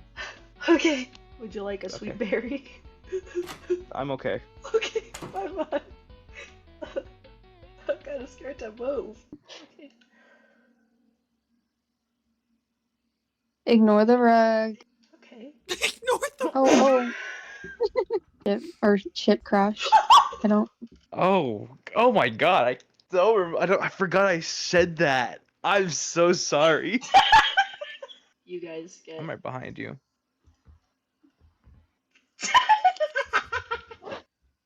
What? Yeah, I'm gonna show y'all. Horse life! Hold on, horse life! horse life. All right, that had me going. This picture of Yelena heals me. Play some beautiful choir music for me, please. No. God damn it. This is beautiful chorus now playing on Spotify.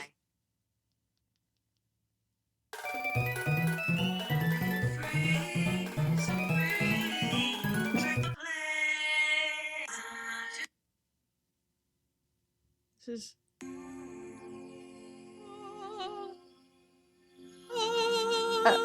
I thought Beef could heal you respectfully. Summon the beef. Beef shall heal you. It's true. Beef! Come here, beef. Beef! Why does I can't beef? The voice crack. Oh Come my here, god. beef. You sound like an old grandma calling for their old cat. Beef! It's because I can't.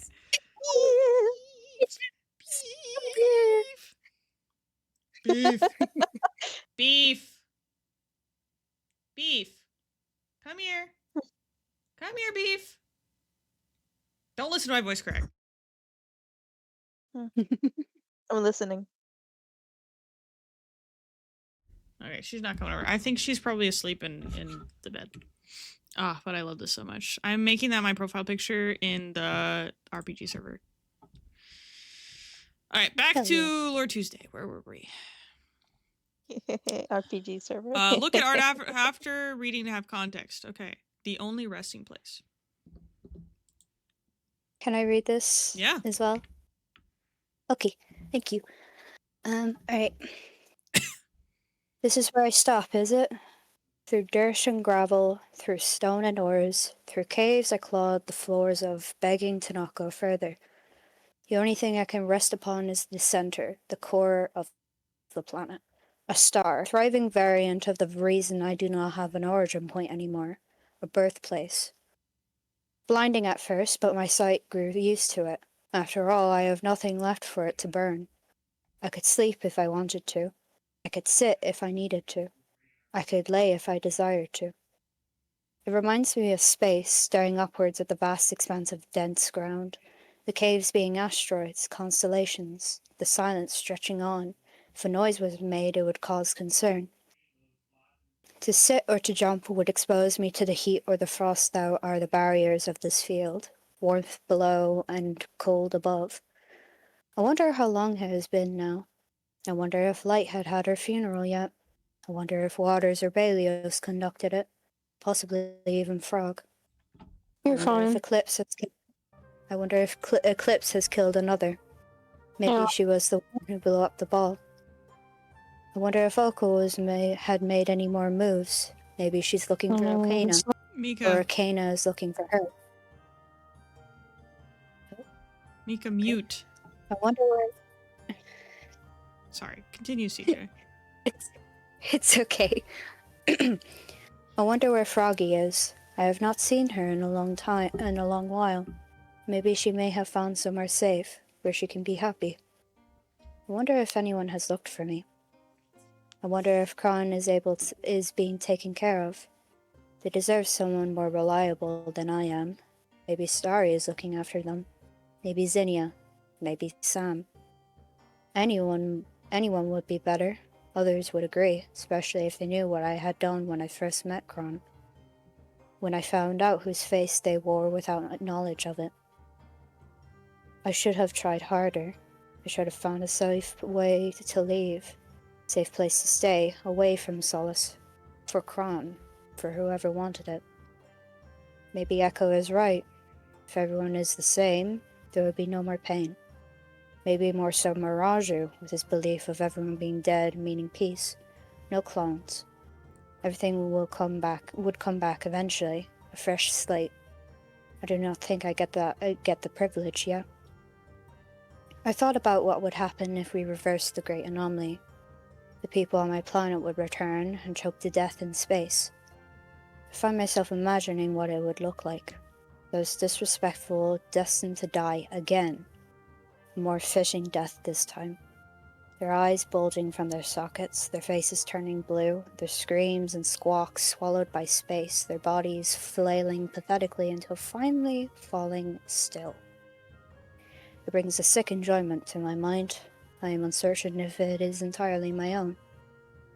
But children, animals, babies.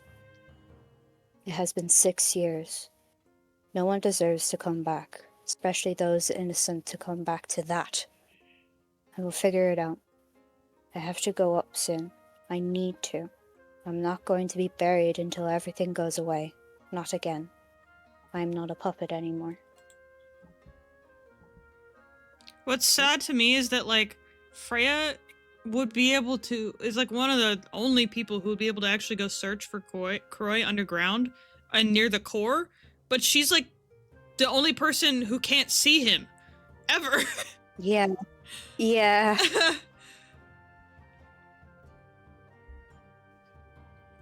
Croy's steps were slow and almost dazed in movement, with no path in mind. Not like there was one to follow down here. If anyone was watching him, if anyone was there with him, they'd think he was gliding. Ice skating on a ball of fire and gas that shimmered and shifted its colors from deep reds through brightening oranges and yellows to a blinding white, then back again. Oh, how dark it would be for the ghost when he returned to the above. Even gazing upwards now, he could barely see the caves that were his temporary constellations. He hoped it would fade over time. He liked the planet's surface, hellish the people could be. They can do both awful and beautiful things to the world, yet it will always remain. Though something stronger than itself and the creatures upon it decides it shouldn't. He turned slowly while his movements continued, head turned upwards to gaze above, moving backwards. His hand reached upwards, fingers having finally found their shape, grazing the cold air through the invisible barrier he wandered within. His body had almost found its original form by now. It took a lot less time than when his arm was just a mass of something. Tar is the best thing he could call it. Ghostly essence sounded too fancy for what it actually was, and goo just sounded weird. He used his goo. Sorry. I can't. I'm sorry. Hold on. I said it because broken, Freya. I wrote that down because of that fucking thing. See, And I see, didn't you know. You just had to say something. Okay. Okay. The ghost let out a soft breath through his nose, allowing his hand to fall gently back from the air, fingers resting on his chest above the gaping void. That is when something caught his attention. A figure in the distance, sticking out like a sore thumb with their silhouetted form, almost as if someone outlined a person upon a black paper in gold. That was an all. It wore a gown, one that reached the star's surface below them, a medium-length train of the skirt curving to curl around one side, where their feet were hidden beneath the rest of the dress. They appeared to have half a mask covering the right side of their face, the eye on the left outlined in a green. Antlers protruded from their head around a headband with 2 feathers sticking out. Held in their 2 hands was an old-style microphone, also outlined like their frame. It was a woman Croy knew. Croy took a few steps closer, a faint humming meeting their ears. It was a song he knew well, one he had memorized, one he used to sing. He began to hum along with it, slowly coming up to stand beside the woman he knew. In return, the woman stopped singing, her voice echoing softly into the abyss before her attention seemed to turn to him. For a long moment, they both just stared at each other. Croy remembered the performances and the gowns, the songs that be memorized, the dances and acts that would be practiced. He remembered the makeup, the hairdos. He remembered the different audiences every night. Seeing this woman, Belle, brought all that back to him. The feeling of it all brought a strange sense of nostalgia. Belle slowly took Croy's hand and began to move, the ghost allowing the woman to lead him along with no issue. Part of him felt it as if this was another hallucination, that he would come to his senses and find himself being slowly burned within the very core he moved across now. But a small part of him believed it, and so he allowed it to continue. Delusions or not, he would let it play. Soon, in the distance, came another figure, this time pacing back and forth with sharp turns and measured steps. Their back was held up straight, their arms stiffly swinging forward and back, their knees bent, their knees up high before stomping against the core surface with no noise at all. Sorry. No, he's marching. Oh. Sorry, I won't interrupt anymore. Freya, you are so unbelievably brain rotted. It concerns me. Okay. Their back was straight, arms stiffly swinging back and forward, and their knees held up high. No. They're hitting the gritty.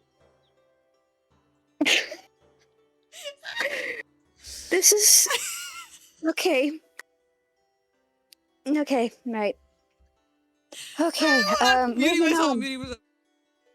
Please do. Okay. Like Belle, this figure was outlined in gold, antlers protruding from their head, and this time ears visible on either side of their head. The right side of their face was visible, their eye on that side being fully red, with faint lines peeking out from underneath it, and from over the eyelid, with faint lines peeking out from underneath it and from over the eyelid. The other outlined in the same green. The clothes were crisp and general-esque. 2 medals pinned to the uniform above their heart where their heart would be, and shoulder pads with tassels dangling from them. Hooves peeked out from their trouser legs, just about visible under the cuffs. The final thing that stood out was the lumpy band secured around their neck, a blinking red light on it flashing occasionally. Corey's jaw instinctively tightened at the sight of that filthy thing. Belle let go of Corey's hand upon pausing a few feet from the marching figure, coming up to walk alongside them, microphone passed to one hand held behind her back. The other figure eventually noticed her and stopped, then noticed Corey not too far behind the silhouetted woman. And not a moment later, Corey was blocking punches with his forearms posed in front of his face, with throwing a few of his own to the silhouetted figure that reacting the same way. This continued on, switching positions, different defenses and attacks, but each time one person does one thing, the other copies after. Whether it be a kick, a block, a punch, anything.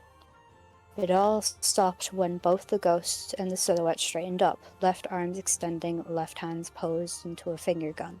The finger gun aimed right at each other's right eyes.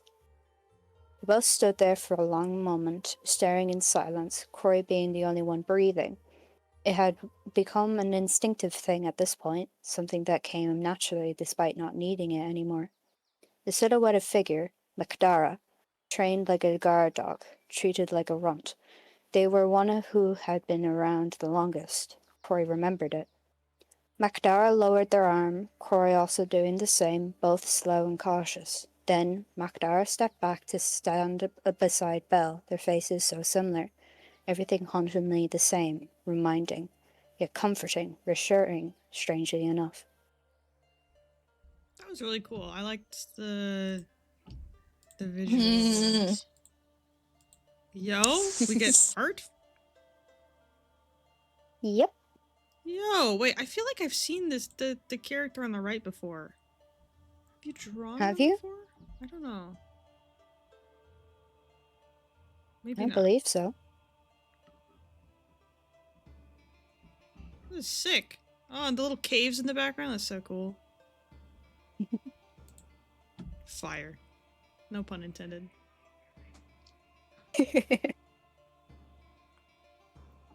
Alright, from Siles. A few things to know before. There's violence, there is cursing. Did you say something, CJ? No, I was just saying that's my friend. Oh. Let's go. The Ball Sentinel's POV. It had been a while since Sentinel stepped out of his home, but he just knew he couldn't miss this event. It sounded like too much fun, and hey, who knows, maybe it'll help him ignore the pain. Oh, how wrong he was! There was a ton of people, but he didn't mind social things. Social things never bothered him. Something he didn't understand was why so many people were moving so strangely. He had the feeling like he knew what they were doing, but he didn't know why, so he just decided to go to the bar and order a drink while he spectated. Everyone had such interesting outfits, it honestly made him feel a little plain. Then again, all he had was a homemade tux and his armor, and he thinks the tux fit a little bit better in a ball. For a while, he just continued to watch people move, while also trying to remember where he had seen it before.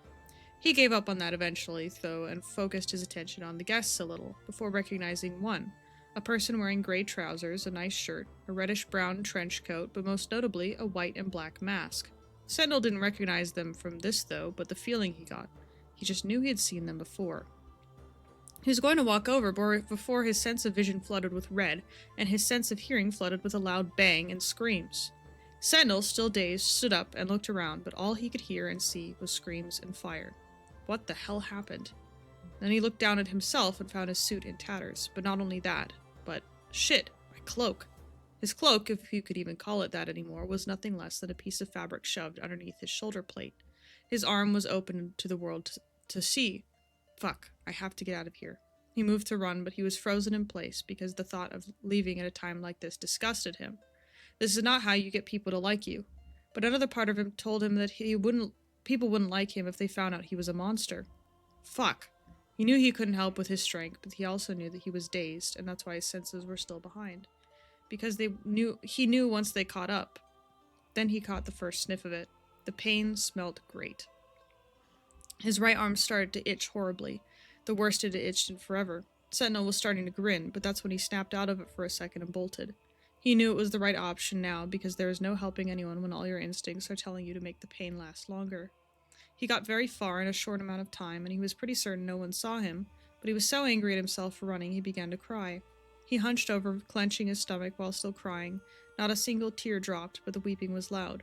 birds flew away from all the noise. The weeping felt like it lasted hours until his body started growing muscles from the uncloaked arm, and soon after his armor grew back, and once that happened, the weeping started to turn into hysterical laughter.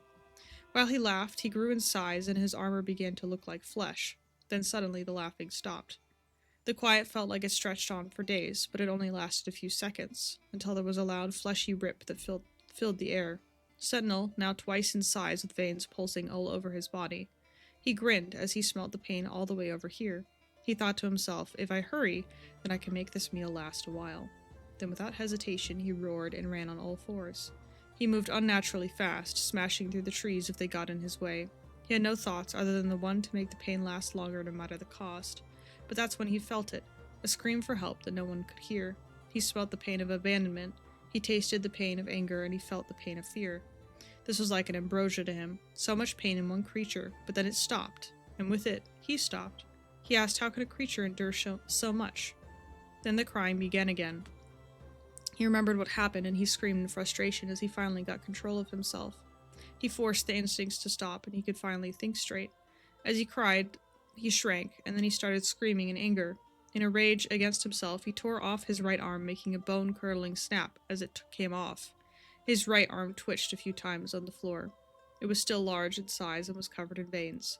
The spot where his right arm used to be did not bleed at all, but what was left was torn skin and hanging muscles. Sentinel knew that he wouldn't stay the same for long if it never did. He had stopped crying at this point. He was just kneeling on the grass. It was hot in his helmet, so he grabbed it by one of the horns with his left arm and tore it off as muscles on his neck exploded with its separation. All that was left was his normal bony neck and skull. He had thrown the helmet, but he turned to look at it, and he was greeted by the same horrific sight, a large toothy smile on the helmet. He kneeled there till it was morning. Oh, he tried to feed off of Croy. I thought that might be... Yeah, yeah, that makes sense. Yeah, the most pain from one creature. He asked if he could do that, and I was like, hell fucking yeah. That's so sad. Poor Croy. Yeah, he was abandoned, and a few people heard him, but like no one could really do anything realistically. From Feather, something fun to counter the angst. I want to host a movie night with this movie. Wait, don't you want to, Doctor? No, I want to kill her. I want to put Aaliyah in chains and march her through the mine so everyone can see her for the false prophet that she is. I want her to suffer and then to die in darkness. We all know it doesn't matter what I want, right? Zeros? Fact is, we're all mindless entities, right? We had limited options and now we have none. I love all the... I don't know if anyone else saw the voice-acted memes that Myth did of like Waters and Ceros and everything. And Elia. They're all great. And this, it being visualized... Cam... the expression on Cam's freaking Minecraft skin is so funny.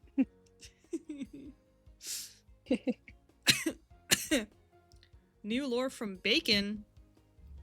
Day 173.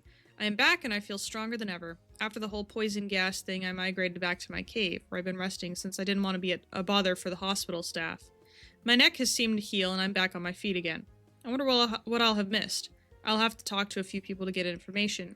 I'll probably have to revive the pure spirits, which will take a lot of time and effort, but I'll do my best. I would also like to speak to Okul if she's alive. Oh, Okul's... Well, I mean, I guess... If it was the poison gas thing, wasn't that at the... That was during the like, Halloween thingy? Yeah, you know what Okul's been up to. Why do you want to talk to Okul? Because Philip has had beef with her ever since the pure spirits and what the HOE had a bit of beef. I see. Then they got over that, and then Bacon that Philip still wants to talk with her. You know, that'll be interesting. Yes. Good luck finding Okul. That's the first thing. Yeah, have fun. From Oliver. Happy... Oh, yeah, this is, the Remembrance Day stuff.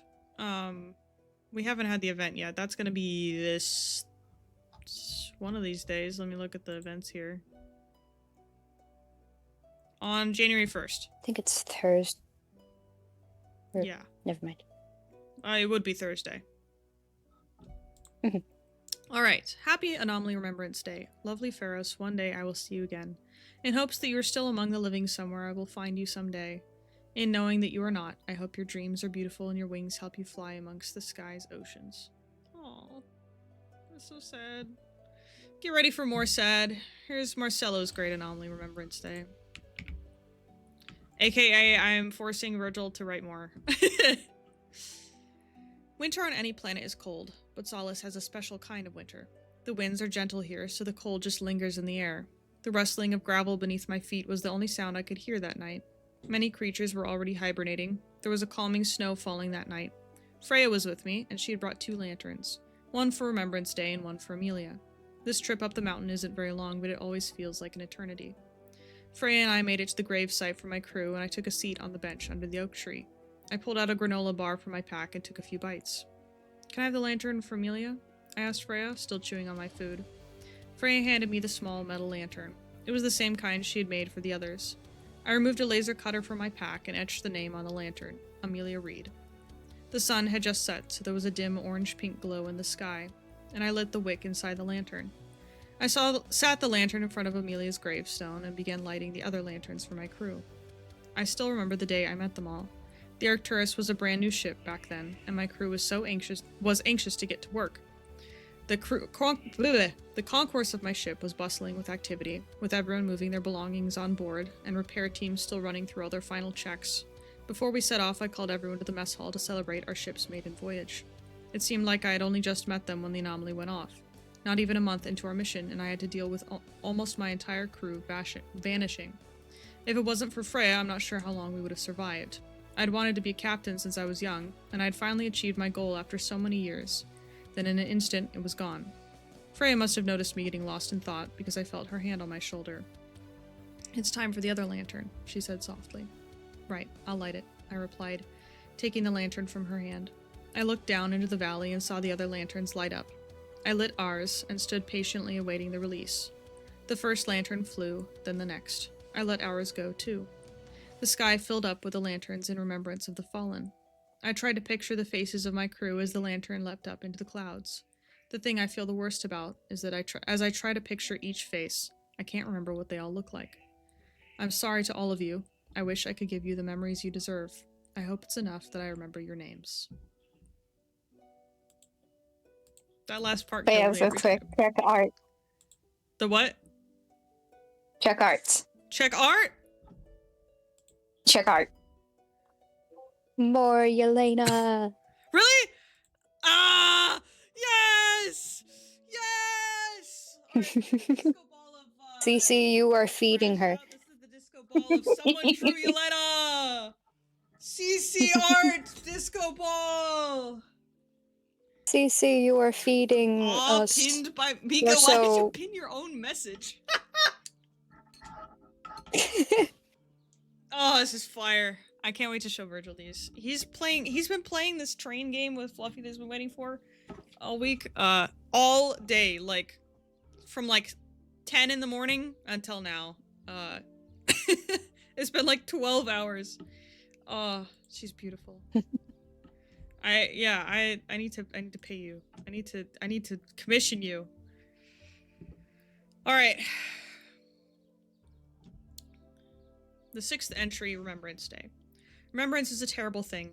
I attended this event out of nostalgia, but it only brings me pain. The longer I stayed, the more it hurt, just as it did when I arrived at Riverside and found my old mercenary gear. When I put it on, I saw my reflection in the river and barely even looked like who I once was. It hurt, and the longer I was at the event, the more it hurt. The more I remembered, the more I regretted that the anomaly took my group away. The group I built with only the people I was closest to. Only the people I could trust with everything. The people that I got to know over years as a mercenary. Those people left behind their previous groups to join me, but they all disappeared before my own eyes. The anomaly took all 5 of them. It left me with nothing, and because of it, I even lost my arm. So when the pain became too much after releasing the lanterns, I left the event. I couldn't stand being there any longer. I couldn't face them. I could never face them, because in the end, I left them behind. I even started to forget them, the ones who were willing to leave behind their previous lives for me. This event is just pure angst. I love it. Also, there will be an eclipse log from this day. I just haven't. I didn't, because the power was off. I wasn't able to edit it and stuff. So I'll see if I can get it out tonight, or maybe I'll do it right after the actual event that we have on the 1st. Happy Anomaly Remember. This is lucky. Happy Anomaly Remembrance Day, a new tradition that I wish did not have to happen.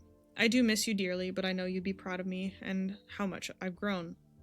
I just wish I could share these memories with you. You'd like my friends. Some ogre fella named Rotwood reminds me of you a bit. Well, kind of. He's not like you. He's a pain, but nice to have around, I guess. So far, I believe I've written 54 notes to you. Silly that this continues, even when I know they'll never reach you. You were everything. Love, Lucky. Oh, the notes that will never get there. And then we have Dahlia thing. Those of you who are in the What If server, I love Dahlia. I miss Dahlia. What remains of Dahlia Songcliffe? In an event that took away billions, who will remember her? Who will remember the pride and joy of Creteri? Sorry.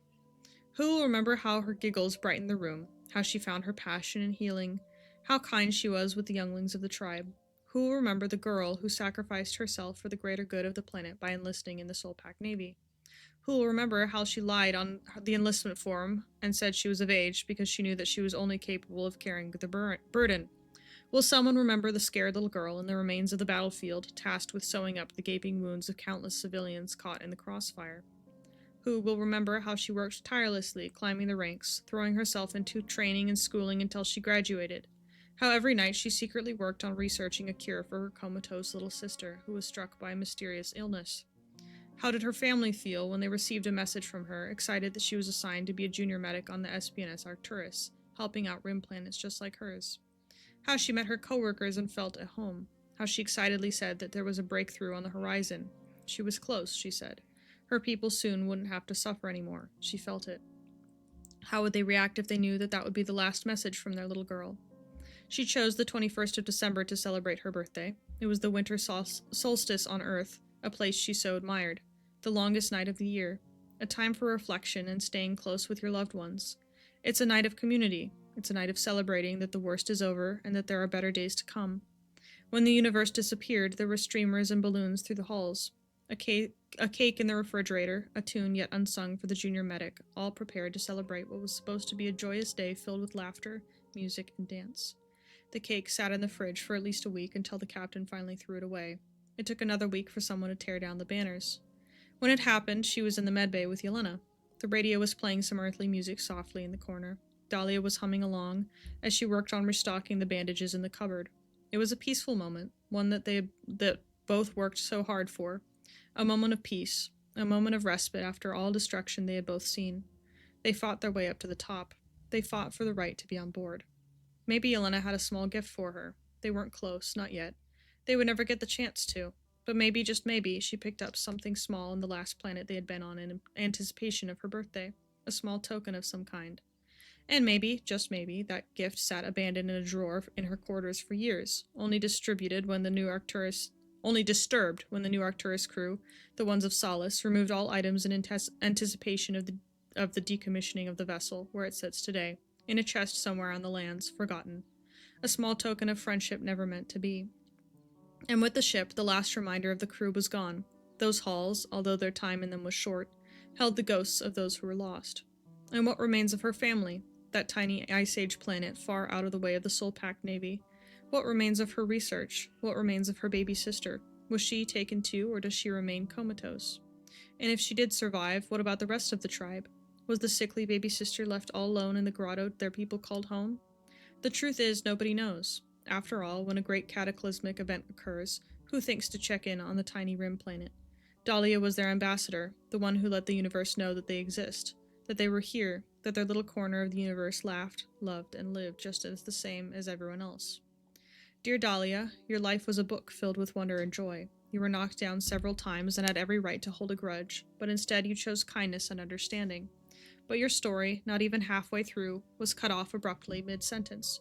You were robbed, my love. The people will remember Duval and Reed, Ulm and Blight, but who will remember that starry-eyed doctor from that icy and endangered Rim world? Who will remember her little baby sister who she'd promised to go out and find a cure for, becoming one of the first of her kind to set foot off their planet? Rest in peace, Dahlia Songcliffe. You may have been forgotten, but let the people feel the kindness you gave in spite of it. Dahlia, my goat. No pun intended. Here she is. And that's Yelena and Marcelo. And this is Sylvia, and I think this is supposed to be Blight. Oh, God. I don't even know this character that well, and I'm already suffering. Oh, don't worry. Dahlia is alive and well, in the canon of Virgil's universe, and Yelena's trying to steal her off of the Arcturus to take her on be a part of her own medical team. And I hope that I'm allowed to do that. Making me think about that one animatic. Which one? There's many animatics. Have you seen YouTube?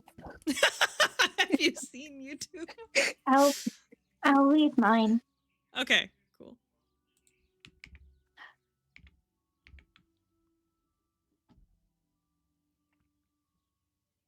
A young girl stared at the black hole her planet orbited, then tousled her long red hair about. She rubbed her cheek, feeling the sting from the slap her father had given her. She was trying not to cry. She had tried to tell her father what she had been sensing. He wouldn't listen.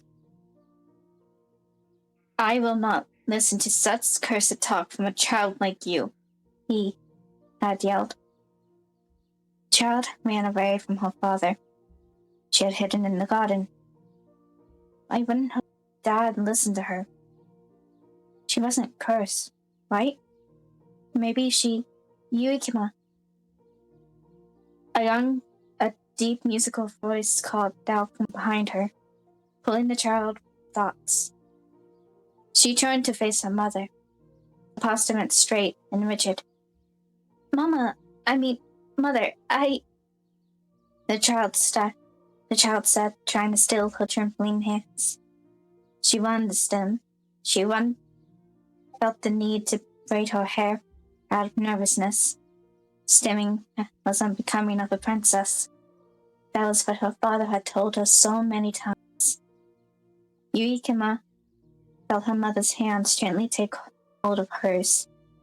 My dear, please, tell me what you are sensing, her mother said. The child tensed up. She shook her head. Father didn't want to hear it, he said softly. Your father isn't here, Yui, her mother said softly, as she gracefully sat in the grass.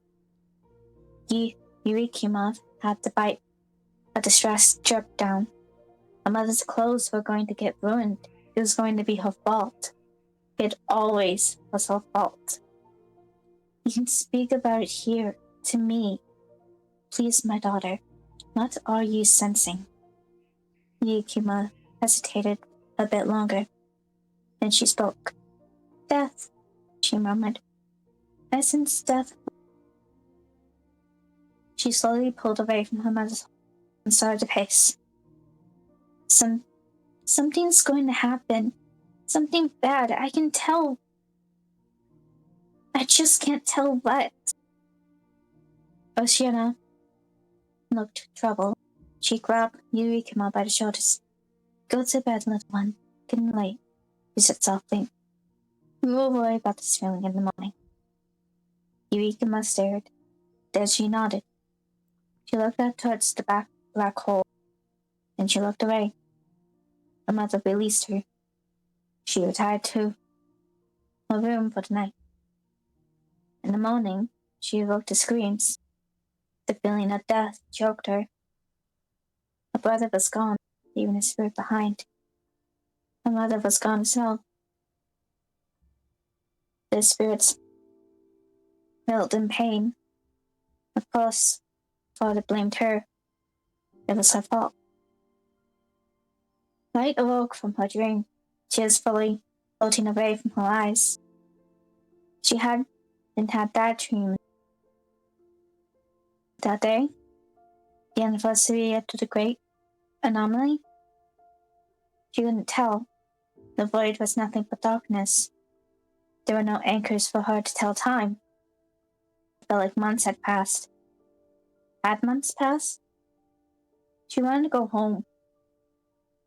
She wanted to be by everyone's side again. But she couldn't. She knew she couldn't. But that didn't change her wish. Mama, Dad, barely able to fall by the violence struck boy, Quan. I'm sorry. She moaned to nothing. Happy Remembrance Day. Forgive me for being unable to be there with you all.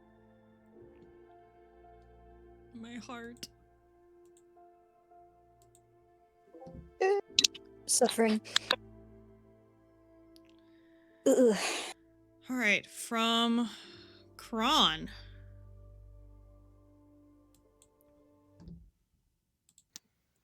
Hello. This is a recorder box and it blinking, so I say it working. I think it's Corey's. It's fine.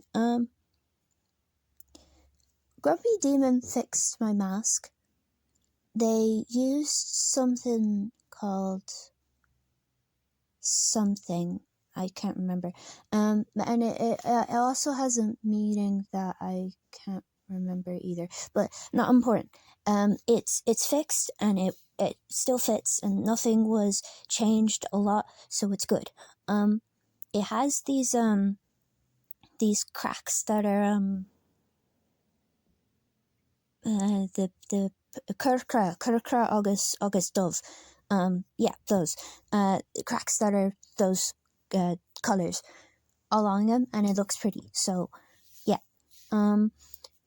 today was like a remember day, I think. But I saw posters around it, so, and there was big lights going up into the sky somehow. I don't know how. But I was looking for Ribbit Person to thank them for giving me Miss Guide's letter. So yeah, and I didn't find them, but it's okay. I went into the hospital because I heard that the librarian was in there again. Although they're really loud, they seem nice, and I like their library. So I was gonna leave a flower in the room, but there was this guy with red horns in there, and he looked like he was sleeping. So I just left the blue flower outside room. I also wanted to see how the other people were doing after Winter Ball. The Dragon Person and Red Wings. This is her third time being in the hospital, I think. It's kind of concerning. And also the Staring Person, because they stared at me a lot. But them. I don't know if they're in there anymore, but yeah, I left flowers for them a while ago. So, yes. And that's it. No Croy. Croy not back yet. But last time he disappeared, there wasn't fire and collapsing stuff. So, and later not doing anything. So it's fine. He's just gonna be gone longer, and he promised me that he would come back. So everything's gonna be fine. So, okay, that's it. Slán. I love Kron so much. I just need them to be happy. I was also the other people in the hospital. I was referring to Comet and Bob for that one. Then there was Leaf, Ladice, and Feather when they were in the hospital after the ball. I did try to pronounce Ladice's name, and he's like, no, staring. I love Kron so much.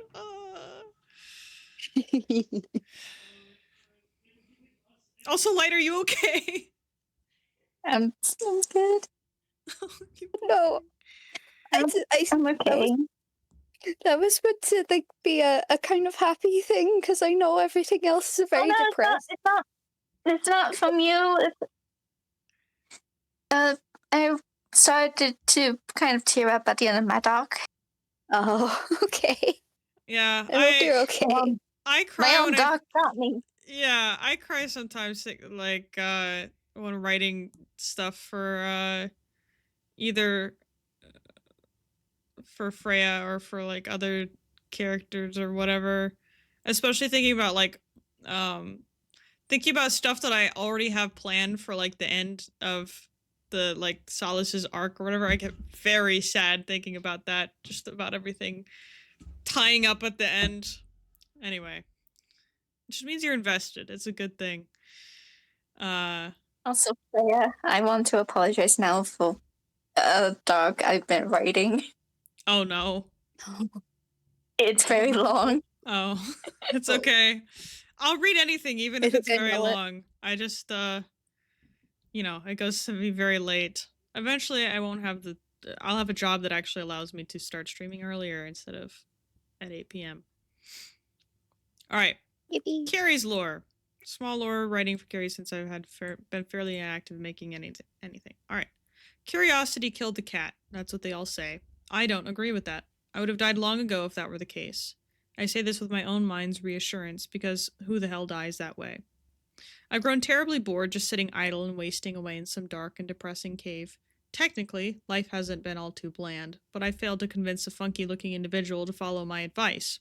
To give myself credit, I did manage to sneak this obnoxiously quiet individual out of that local hospital. The fool didn't even know me, yet they trusted me blindly. Nothing else at all too entertaining. I can't help biding my time, though. Not when there's so much potential at hand for me. Not with so many people to go after. Ooh. Interesting. We got Okul lore. This is a concept written by CJ and double checked by me. It's canon now, okay? Wreaking havoc. Why are you giggling? I'm scared. Blackstone crumbled and cracked. I'm just really excited. Okay. I'm scared. Blackstone crumbled and cracked beneath her claws with each thundering slam, soon revealing the soft soil beneath. The brown filth stained her uniform, the gold buttons and chains becoming almost rusty in appearance. The fabric of the thick, straight jacket ripped open at the buckles, crinkled and rolled up to the elbows. Her shoulder, still healing from a failed assassination attempt on the Anathi, ached, the muscles straining against the bandages around it. Yet she pushed through, a slight growl to her heavy breathing. Okul would not fail and be spat on by the weak of this world again. Their thoughts, opinions, morality, they didn't matter to her anymore. They had their chance. She held her holy hand out to them. She promised to guide them, to teach them the ways of the one true God that would save them all. Now, handed with the opportunity of power, she would take her chance while she had it. They turned away from the glory of Divinitas, for the false goddess that created this planet. Like the serpent Freya was, this being claimed as so powerful lied to them all. As the blood from those who clung to her for protection crept up her hands and arms, she smiled and laid empty promises on silver platters before the starving, and yet they still looked to the lady as if she gifted them life and purpose. Pathetic. It made Okul's stomach churn sickeningly with fury and disgust. Her fist slammed against wood, the hollow noise making her rampage pause a moment, and, as if gentleness even mattered at this point, she reverently brushed the dirt off the pale, smooth surface of the coffin lid, eventually revealing the name plaque. Havoc Forge Mail. Okul never officially met the man. She had seen him at a few faction meetings yet, towards the beginning of it all, Havoc was a reserved man, but his words were powerful when he spoke his opinion. Okul grew to despise it. To her, it was him revealing the ego he had underneath, as if no one else was worthy of witnessing it, as if he was high and mighty. His faction was deserted. There was no power behind him. No wonder he died, alone, nonetheless. Okul reached down into her pocket, pulling out the ripped page and looking down at it, her gloved thumb smearing the dirt and grime on the yellowing paper. 2 weapons was what she was after, 2 tools used and forged from the essence of fallen gods, both of which were buried within the coffin below her feet. A vein pulsed at the side of her forehead, her thoughts growing more violent, more furious, bloodlust painting each word. How selfish of this excuse of a leader. Havoc Forge Mail hid these weapons for himself to wield, for him and him alone to bask in the glory of whatever God bestowed them upon him, clinging pathetically to the last memory of what power he used to have, the power he never deserved.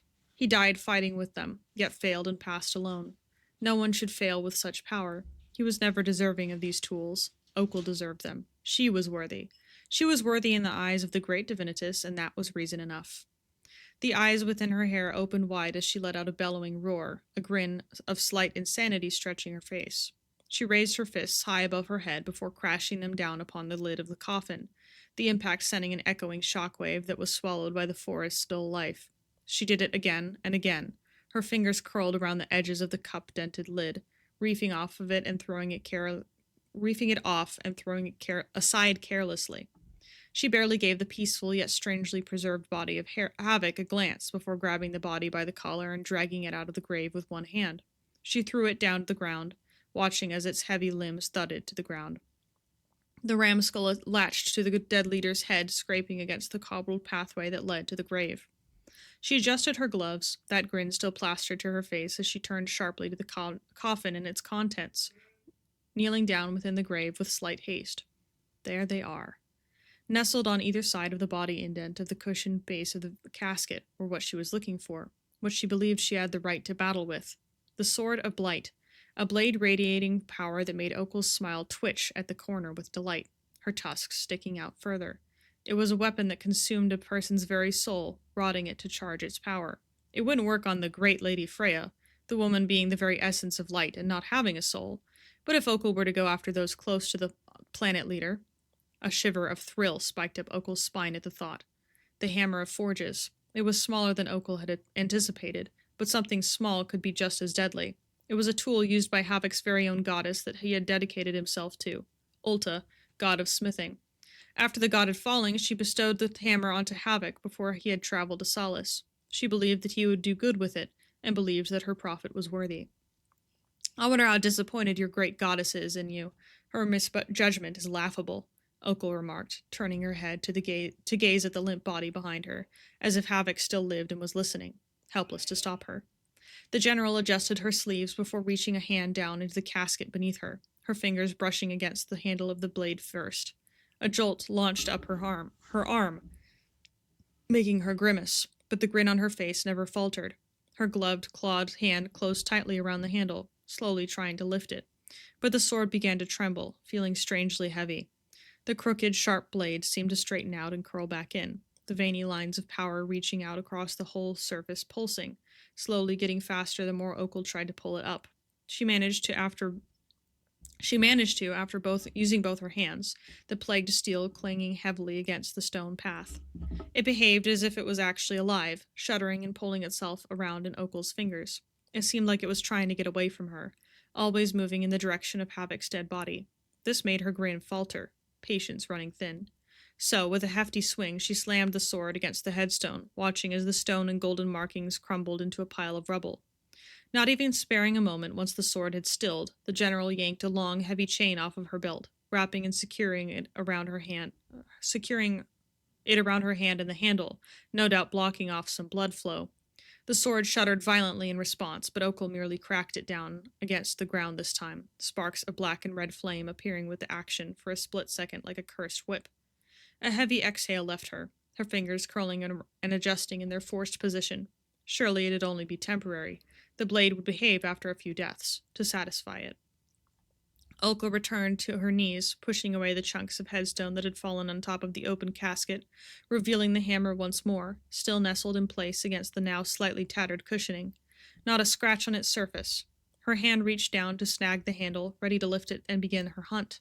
Her targets fresh in mind. She would take whatever steps necessary to achieve what she needed to do. Okana first, Freya after, Solace last. A twig snap alerted her almost immediately, the sudden noise almost a shock in the dense, silent atmosphere. She slowly retracted her grip, listening intently, body having fallen still. Finally thinking logically, she realized that her rampage on the grave was the furthest thing from stealthy and quiet. It most likely caught the attention of a passerby, or whatever resident remained in the faction, and the footsteps that drew closer only confirmed that. As much as she would have wanted to test the abilities of the sword, she needed to know exactly how to handle such a weapon without hitting herself in the process, and she wasn't too keen on being disturbed by whatever excuse of a police force this person could call if they saw her. She let out a soft growl of mild annoyance, but otherwise rose to her feet, retreating from whatever remained of the grave, stepping over Havoc's discarded body in the process. Her pace quickened as she heard the voice of the approaching person calling out another's name, seeming to assume the noise of destruction was them. She would come back for the hammer after she settled her first score. Damn! There's a lot of gravediggers on Solace. And poor Havoc. Couldn't rest in peace. That was really cool, though. Hee hee hee hee. But will this actually help Okel? I remember getting a DM asking if Freya had a soul, and I was like, what does that what does that even mean? That was Bagel, I think. He was confirming something. Yeah. Alright, we have... I just realized I wasn't playing the music this whole time. Sorry. We have another transcript from Waters. I started the tape recorder now. You don't do like a mission log, entry 200, before you... No, this isn't a mission. That's not exactly what... never mind. So, you said you ran into Violent. How does that keep happening? Didn't you capture him? No, I didn't. That wasn't really my top priority at the time. I wouldn't have been able to anyways, not on my own and not out there. Right. But this increased the concerns that you mailed me about? Yes, it did. Violence, he reacted to her like she was actually... Her voice. It's not just in my head. Hey, whoa. Look at me. It's alright. Take a breath. Waters, this is Violence we're talking about. Notoriously not a reliable witness. Has anyone else heard it? Do you know? I read recordings Sirius has at the facility. I hear the conversation I've had with her. Playback. I don't know if that's in my head or... Send them to me. I'll listen. You want me to send them now? Do you have them on you right now? Tell you what. I'll message you when I get home. You can send them then. I should listen to them in my office, not here. Understood. I know you're worried about a lot of this, but I don't think you've been doing anything wrong. You worry that this voice is making you act differently, but you're going through grief. That also makes a person act differently. That's something completely normal. Was it truly grief alone that drove my hand to an attack that would take the life of someone who didn't even murder my daughter? I don't know. I just think it's too soon to jump to conclusions like that. We'll figure this out. For now, do you want another drink? Yeah, I'll take it. How does Waters drink? That's my question. Also, I really need Marcelo to go out to the bar with these two. I need the three of them to interact. But also, how does Waters drink? We need... I literally asked this earlier today. Hold up, let me pull up the I imagine paragraph. like Um, to the side, thum, just pour it into the. let me pull up the paragraph. Okay, so I asked if how Waters can if Waters drinks coffee, and what Myth responded with, Waters can drink coffee, yes. Funny thing to work with is that for eating and drinking, he kind of has to put it into one of his spare tanks on his back and have it cycle into his water jug so that he can drink/eat from within there. Very ridiculous as premise, just to start. But sometimes he will forget he's wearing the tank, so he'll take the drink up to where his mouth will be. It will hit against the jug and then spill all over him, and he will refuse to acknowledge it happened. That's funny. So I was kind of right. It gets poured into the big jug. Speaking about Marcelo joining Cam and Waters, I actually thought of a therapy group with the parental figures of Solus. Yeah, I Just hey, because Virgil will not have a job after tomorrow, so he should be very free for doing all sorts of lore. Awesome. I've just been so nervous about asking him. No, don't know be him. scared.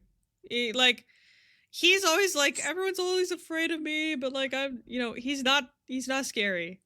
He's a great writer, and if you talk to him about like, hey, I want to do this, he will tell you how to make it even better or worse. Worse, like emotionally, but better. It'll be so good. I'm not afraid of him. I'm more have social anxiety, so when I'm talking to someone new, I get. That's fair. Well, he's also gonna start his writing class thing, so y'all can get to know him in that. Go sign up for it if you haven't already, people listening. All right, let's keep going. I think we'll be able to finish before the next top of the hour. From Truffle, forgive me. Today was Remembrance Day, and I had too many things to remember. Light had just died, that was one. So many people had died at the ball, that was several more. The people who had been hurt otherwise, but I guess today was meant to be dedicated to those lost in the Great Anomaly. I spent most of my day staring. I stared at the blank ceiling when I woke up, and the bed felt like it was pulling me down. I stared at the plate of food Chaos made for me before he tapped me on the shoulder, saying it'll get cold. I stared at the trees before I let myself get lost in the forest with nothing but a bucket and a shovel to keep me company. I stared at the orange tulips I'd found, dug up, and taken with me. Orange tulips weren't all that beautiful to me if I were honest. The color was never my favorite, especially compared to the rich and deep crimson of some of the roses, or the peaceful violet hues of lavender, or even the dark freckles that foxgloves carried on their colorful buds. The shape was never that interesting either when you had the gorgeous mandalas? Yeah, of dahlias, or the cushiony pillows that were peonies. But orange tulips were sturdy, surviving in even the worst of environments. That's when... I'm struggling. That's what made them perfect gifts. I gave them to everyone I knew and cared about, sometimes even just strangers. Now, whenever I see orange tulips, I can't help but cry. My chest was heavy as the large rocks I carried to the side of my house. They were set up all next to each other, an equal distance apart.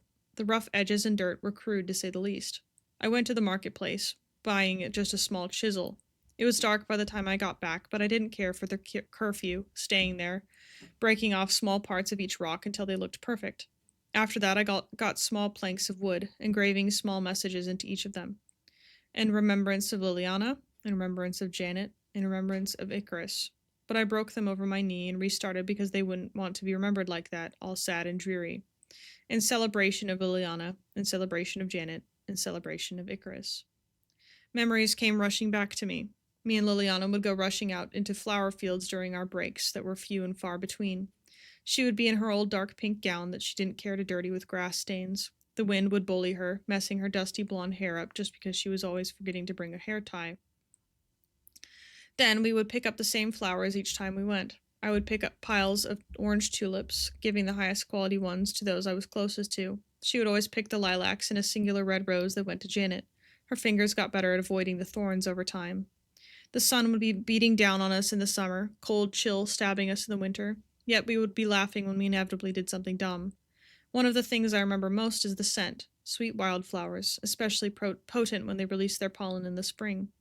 Memories of the others came rushing back. Me and Icarus would be crouched down in an air hangar, always too hot because of all the running engines and lack of ventilation. He would be teaching me how to repair the jets just in case he or someone else couldn't come help me.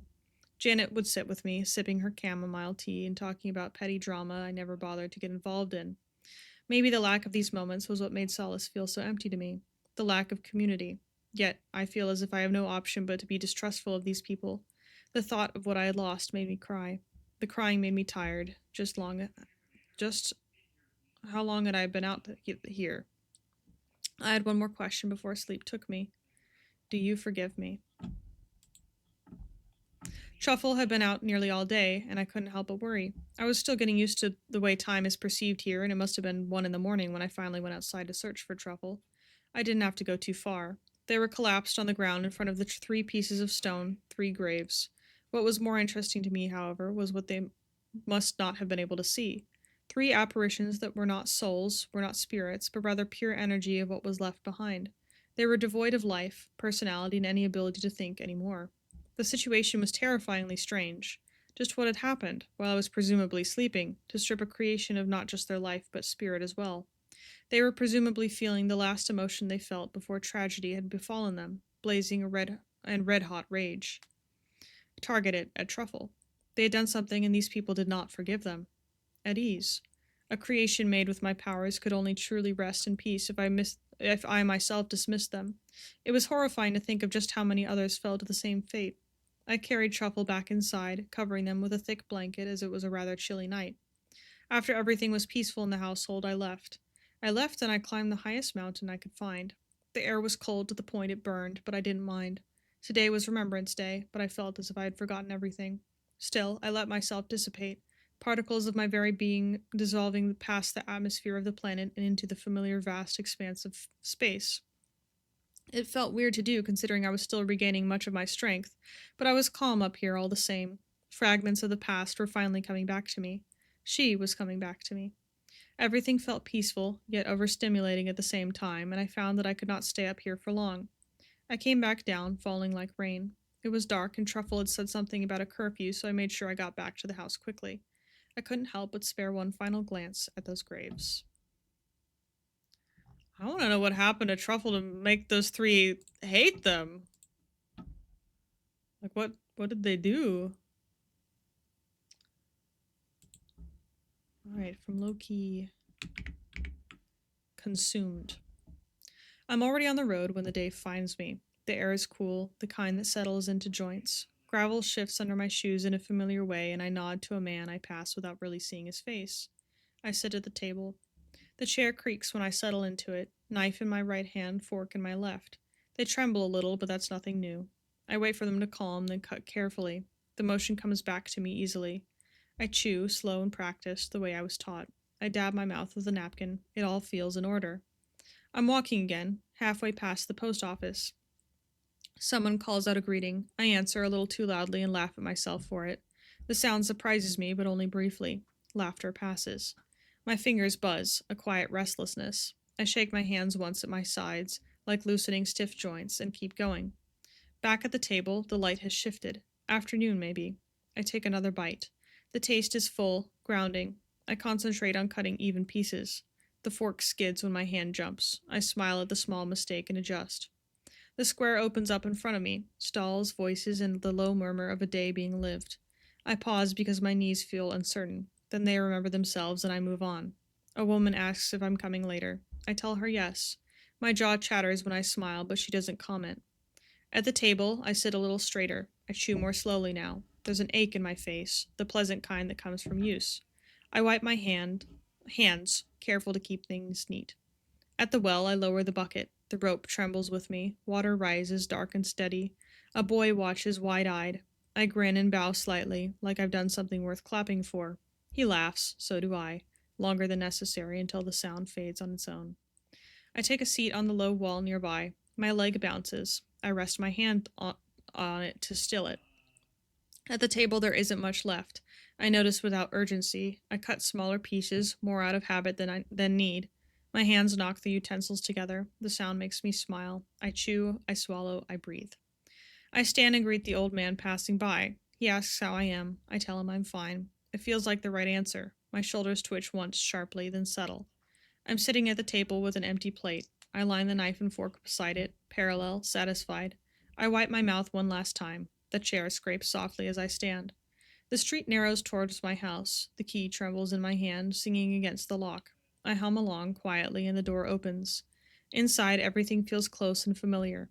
I sit, though I don't remember deciding to. My mouth moves as if finishing something already done. I laughed under my breath, not at all anything in particular. When I lie down, the day feels complete. I wake up walking, and it all continues naturally from there. And then from Waters, the final flash, the end of Elliot and Waters. Last Waters backstory doc for a while. We better enjoy it.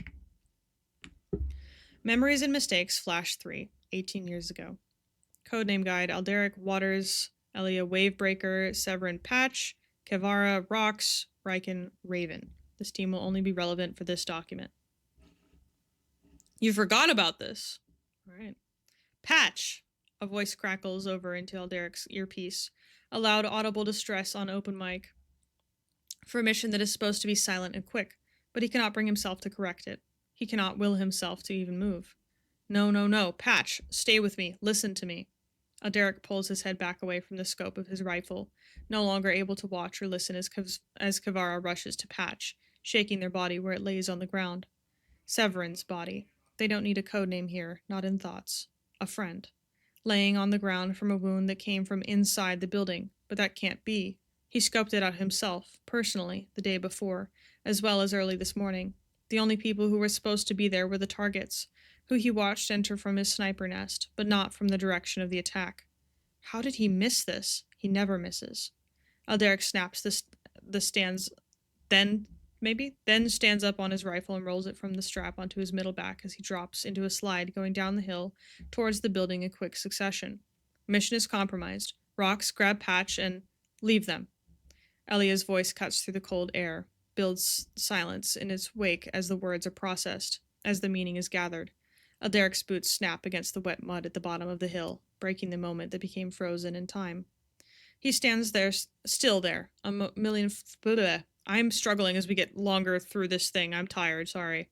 He stands still there, a million thoughts racing through his mind, but none finding purchase. Instead, his feet move as he circles towards the back entrance the team had used before, at a pace undesirable for stealth operation. What do you mean, Wavebreaker? Explain. Travel has only just barely made him at the metal door when he hears her laughter come through in response. His hand stills on the metal bar. He can feel the cold through his gloves. Waters. Patch was a betrayer. She repeats his code name back with the same intensity, having caught on to his non-subtle command to use it instead of his actual name. That's when he sees them, through the now open door of the back entrance. He watches how Kevara reactively shoots back away from Severin at that moment, her stony hands still tinted with the teal of their blood as she pulls away with something like fear, horror, disgust. Elia steps free from the shadows, the golden glint of her eyes reflecting before the light covers her person. She's blending away from the disguise of Alderic himself. He has to look away from her when he starts to realize what she's done. Her blade drips with a mixture of poison and blood. I got the call from the command today. They've been working with the rebellion on this planet for months under our noses. This was their execution. Alderic stares down at Severin, with the absence of a place to look in his lover, or whatever mirror house reflection of her stands before him now. Severin was only 2 years older than him, but they lived through many more hardships than Alderic never got the chance to fully learn about. They had questions, doubts, but they always fought through them because they knew that lives would be saved back home. Their questions always made them come back to the team stronger. They were young, motivated to make changes. There was never. The command gave you the authority to run this behind our backs? A couple days ago, didn't Severin come to him with concerns? Words spoken in a quiet corner. A concern for the way Elia was running the team. Evidence on operations that have been redirected or plans changed due to her reckless tendencies. A pile of paperwork that went missing from his pack on landing on this planet. He thought he must have left them in the office as they wouldn't be relevant for this mission. I'll answer the question, Wavebreaker. Elia stops laughing. Her expression tightens into a mix of confusion and frustration. With the roll of her shoulders, she sighs as she looks down at Severin before passing them to stand in front of Alderic, blocking his view, forcing his eyes to rise to meet her. They didn't tell me to do this. I thought this would be best for everyone. There's the sound of wind rushing and dispersing around them, then the clack of talons meeting the flat stone flooring. It gives Alderic something else to turn his eyes to. There, he sees Riken with his feathers ruffled and blue eyes glaring something sharp at the back of Elia's head as he moves to Severin. Alderic rolls his head back to stare at the ceiling before shaking it and grabbing Elia's arm tight. There's a second of consideration before he decides, no, the whole team should be witness to this discussion, or what's left of it. You enjoyed it, didn't you? Alderic states slowly, lowering his gaze to her. It's there that he watches the panic spread on her features. Her eyes dart back to the team behind her, but he snaps his fingers to the side her eyes go as he gestures her back to look at him. What? You enjoyed pretending to be me, using the feelings of care and community I had for them to manipulate and trap them into a slaughter. How did you do it? Did you bring up our conversations about our families back home? Did that get them to pause long enough so that you could murder them in a way that would have them believe I did it? Also that you could watch the fear and sorrow at a betrayal like... Alderic stops talking to take a breath. The bubbles snap in the space of his helmet. His hands are shaking, his grip is getting tighter. Elia is staring at him like he's one of those tree-sized beasts they encountered on the last planet. Something he saved her from then, but nobody is saving her from now. Alderic, listen, Did you enjoy the process of framing them as well? The weeks of torment, adding piles into piles of evidence to get them turned in by someone, knowing it would not be by me? Sure, it warranted investigation, but that takes time. You thought it would take too long, didn't you? You're hurting me, Elia shouts out, finally pushing his hand off of her with a solid shove to the forearm. Alderic, I didn't do anything like that. I wouldn't. She practically hisses the words out. Alderic stares at her as she steps back from him, though his eyes only snap to how close her boots get to stepping on Severin. He does not concern himself with the way she clutches her arm, stares at him with a fear he has only seen reserved for conversations of her father. But you have. I have witnessed you doing the same thing to other teams. Why would it be any different for your own? His voice is slow, measured, each word considered in a way the previous anger had not allowed. It's a question that he actually wants the answer to. It's a concern he actually needed to voice for a very long time.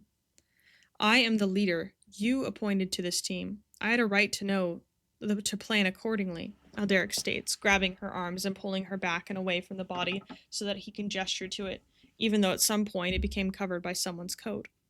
I would not plan or perpetrate an execution this sloppily. You are aware that my position here isn't symbolic, right? I am not your fucking lapdog.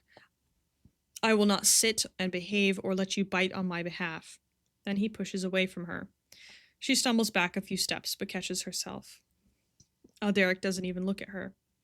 Raven, grab the body and fly it to the shuttle for confirmation and transport to headquarters. Rox, make sure that the rebellion has been eliminated here. Then make sure the Wavebreaker makes it back to the shuttle before nightfall. There is silence following his words. The shuffling of feet, unsure. Kivara looks like she'll be sick. She can't even look at where Severin's body rests. Riken is more quiet than he ever has been, missing his coat and standing still with his eyes shut. There's nothing he can say to them that will help. Nothing more he can do for this team. He has failed them. Disperse. With that, Alderic takes one more look down at the covered body, lets himself feel the loss one last time. Then he pulls himself back together and turns to walk back out the door he entered the building from. He will walk the way back to the shuttle in the cold, alone. He will be reassigned to a new team by the next day, as is the consequence of lashing out at the envoy of the Dorsa command in the eyes of their surveillance. He knew it would happen. He accepted that the moment he knew he'd have to tell Severin's sister that they had died on one of his assignments. How is he going to do that? How could he tell someone that a family member was executed as a betrayer while on another planet a month of travel away from home? At least in solitude, he'll have a month to think about it. Oh. Waters.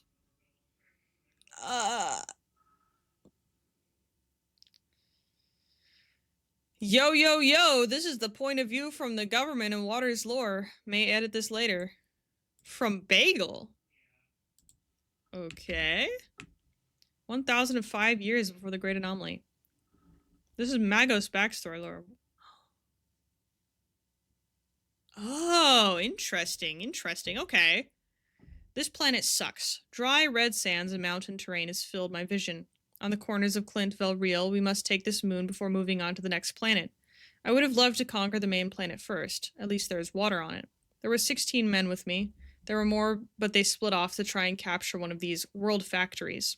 I hope we can at least get into one before one of the many radiation storms hit. I'm thinking we call this moon Alrosilla. Alrosilla.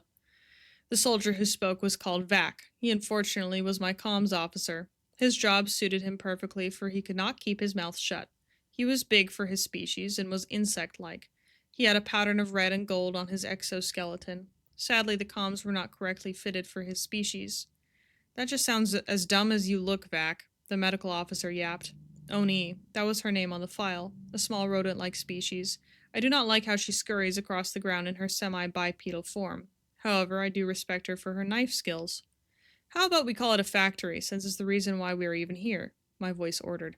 I was better than these lower ones in front of me. I am special. I have been advanced. My form now mostly water. I am the leader of this squad. I am Konbin. I am not very well suited for this planet, and I swear this heat will be the death of me. We had marched through the heat. We did not have much time, like always. We had to breach and get control of this factory before the storm rolls in. Each step felt worse than the last in this heat. Hours felt like years. With 5 clicks to nightfall, I see a gap in our targeted mountain. Finally, a cave, my exhausted tone gasped. We will set up camp here and then use the cave to breach inside. Once we are inside, we must be prepared to take out as many hostiles as we can. I may not be the best with speeches, but I simply get to the point. Little rocks were bouncing in this cave. Was an earthquake happening? No, this was something different. My voice tore through the murmurs. Brace yourselves. A creature bust through the ground beside us. It resembled a giant mechanical worm with a drill that opened up to a furnace inside. Blaster bolts pelted the machine as it drove at us. I heard screaming and felt the sprinkles of blood land on my equipment. Some poor soul had been impaled and was being spun on the drill. Finally, our shots bring this machine down. Oni would scuttle up to me. Her voice chirped. Sir, we are a man down, and we have Vac on trying to decipher any code we can on this beast. Vac would be searching through what I could assume was this machine's brain. Maybe his race wasn't so useless after all. End of part 1. All right.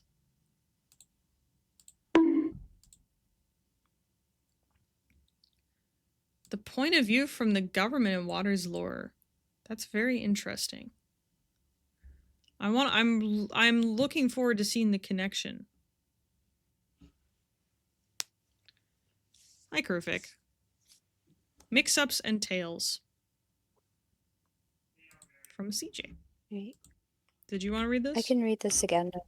Yeah, I can. It's just my mouse is loading. Hold on. Okay. There we go. Yeah, it's having a mental crisis again. Hold on.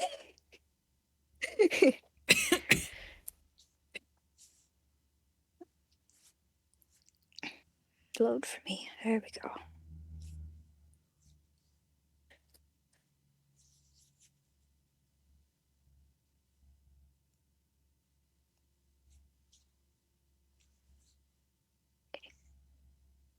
Kron pulled their mask back down after taking a few bites of an apple, passing the fruit from hand to hand as they made their way from the market to try to find the hotel.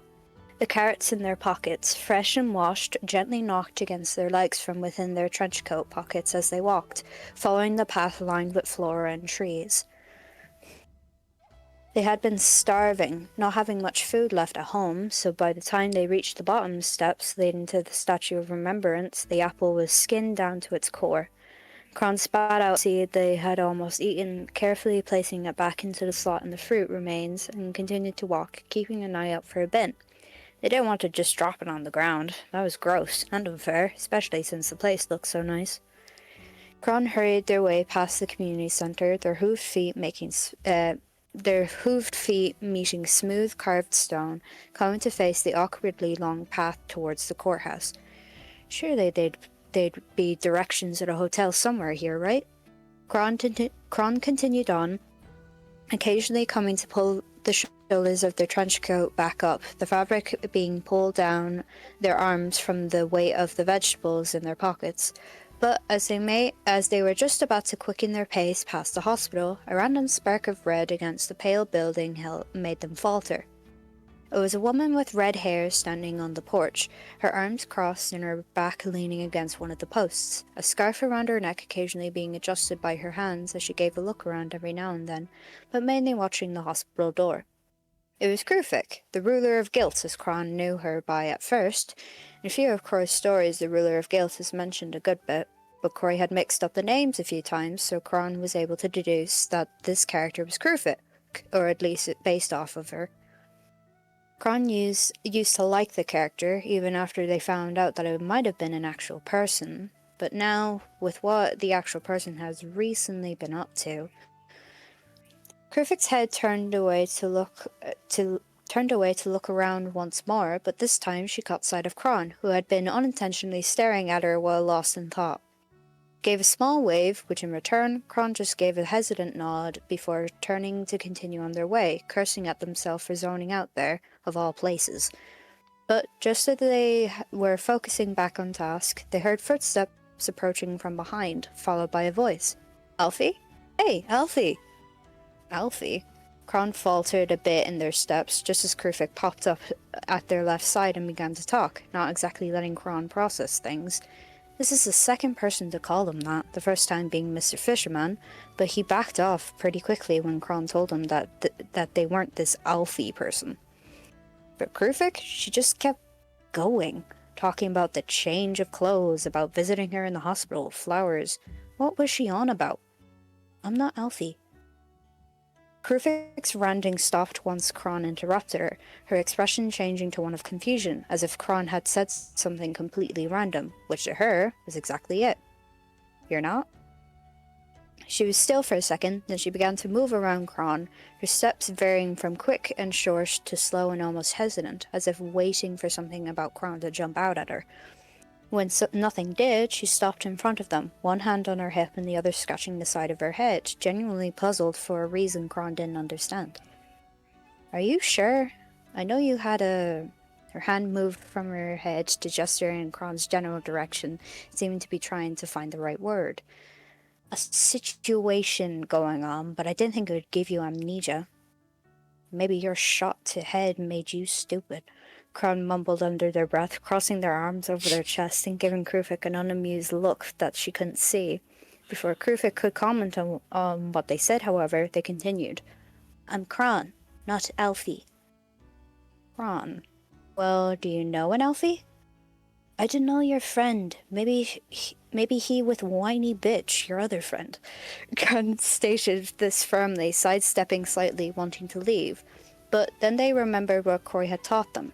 Manners. They couldn't just storm off. They'd feel bad about it later. So they took a deep,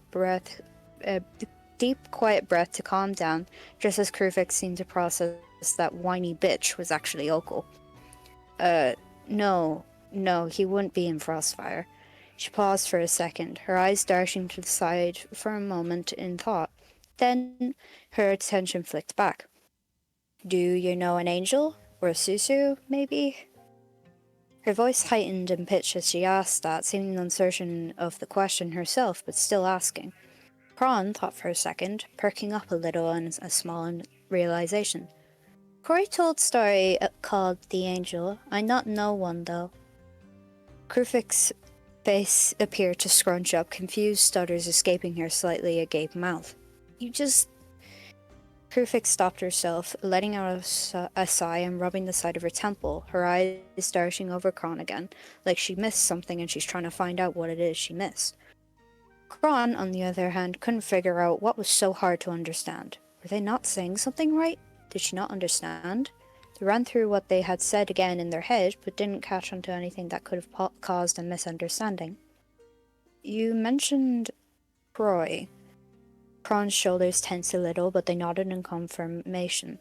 Her Their hands moving to readjust the trench coat on their shoulders again, pulling at the black shoulder pads.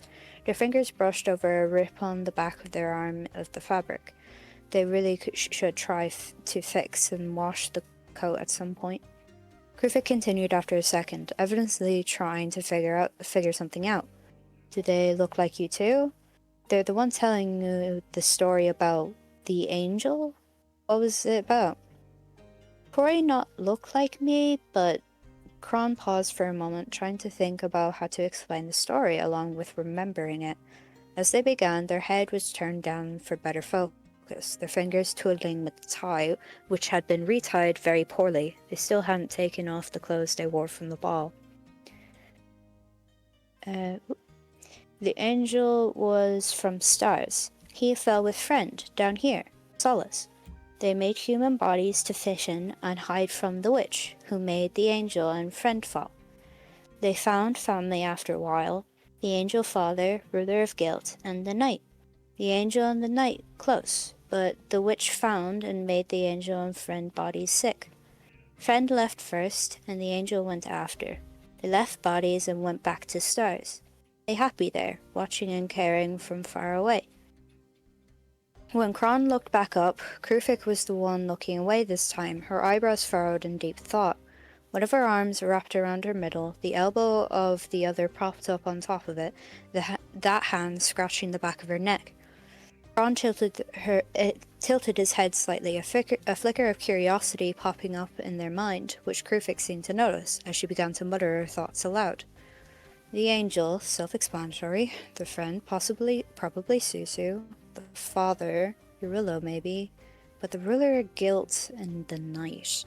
She would glance back to Kron, her arm falling to cross loosely with the other across her chest. She tilted her own head slightly, unintentionally mimicking Kron while thinking, until she spoke up again, genuine curiosity sparking in her voice. Did they say anything more about the ruler of guilt and the knight? What were they like? Oh, the knight only in that story. The angel. They quiet and was alone, but got close with the angel. Corey said Knight would talk to the angel in the sky when he went to stars. Oh, and the ruler of guilt, she... Kron faltered, the words stuck on their tongue as they glanced towards Krufik. They were trying to figure out what to say that wouldn't make her figure out straight away. They didn't want to be held there and questioned as much as they liked talking about the stories they loved. Well, I'm not sure about Ruler of Guilt. They connected to Angel Father, that all I know. They trailed off into a mumble as they said that, their head turning subtly to the side as if they saw something over there and got distracted. What they said was not exactly a lie, but not fully the truth either. Kron didn't know who this Yarnlow person is and how they're connected to the Angel Father, but they hoped that Krufik knowing them doesn't point obviously in a certain direction. They noticed Krufik's eyes narrowing at them from the corner of their vision, which made their shoulders suddenly bunch up in anticipation. Okay, so the knight is Al. Kron's head twitched back to face the woman when her murmured thought was cut off, noticing that she seemed to realize something before focusing completely on Kron once again. Where is Croy? Kron's fiddling stopped a moment, their body noticeably tensing in on itself as they were reminded of Croy's current state of whereabouts. They took a small breath, their fidgeting fingers resuming their fumbling. He missing after went to ball, holding up ceiling, helping people get out. Then ceiling fell and he was gone. Their voice was small, their words spoken with a quick pace, as if they wanted to get the explanation over with. But soon they caught onto themselves and straightened up. They weren't gonna be acting like that in front of her. She's friends with Okul. She could trick them. Maybe make them like Sunny is, or how Froggy was. They weren't going to be played like they were stupid. But he promised he'd come back, and he gonna do that. It just take a while. Oh. Okay. Krufik's own voice appeared to shrink a little, her fingers doing her own fiddling, only with the scarf wrapped around her neck. Oddly enough, made Kron falter, not exactly expecting that response. Honestly, they didn't really know what they expected. They barely knew Krufik, only from the possibly not true stories and the events that involved them. She looked kind of like something was wrong, but it wasn't clear what. Was he your friend? He is. He teaches me a lot and helps me, Kron began, not thinking too much on the word was. Rory wasn't dead. He wouldn't go out like that. Besides, he's a ghost. He can't die easily. He's good. Well, if he comes back, will you tell me? Krufik asked, her attention focusing back to Kron fully, her hands adjusting the scarf after toying with it. It seemed important to her. Maybe it's like Kron's mask is to them. You could come to Frostfire, or just leave a note in the mailbox. It'll be safe, even though the whiny bitch is there. The soft laugh escaped her as she said Okul's well-earned title from Kron, before straightening up, her hands moving to her pockets. She won't do anything to you. I'll make sure of it. The hint of a threat was obvious there, which was a subtle but quick switch up from a second earlier. In a way, it made Kron relax a little after being a little surprised, their own hands moving down to rest on top of the carrots in their pockets. Maybe she wasn't that bad after all. Okay, I will. Kron walked by as Krufik began to make her own way back to her spot beside the hospital door, watching Kron from over her shoulder. Bye, Krufak! With that clumsy save of mixing up the names and a wave, Kron turned and continued up the path, mind set back on their personal mission, while also reeling over the conversation they just had with the ruler of guilt. I forgot that, like, Krufik knows about Alfie and all them. Interesting. I look forward to seeing Croy and Krufik meet up again. Zamboni Marcello? Pardon? Zamboni Marcello. I saw Who the I had fuck a is ping. Zamboni?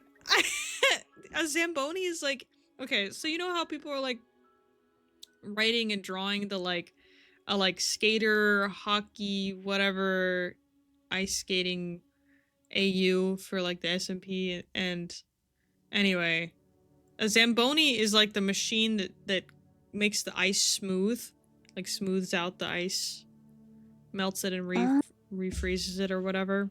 So Comet said Zamboni Marcello. You made Marcello the janitor, Truffle? That's crazy. So wait, that's crazy. I gotta draw him with like a. I have the perfect idea of what he's gotta still have the same massive ego, but like, look like a loser, you know? Threw a pizza and a drink at a customer once. That's great, and he sells food. Oh no, Lucky! Lucky does the machine stuff and sells food. Never mind.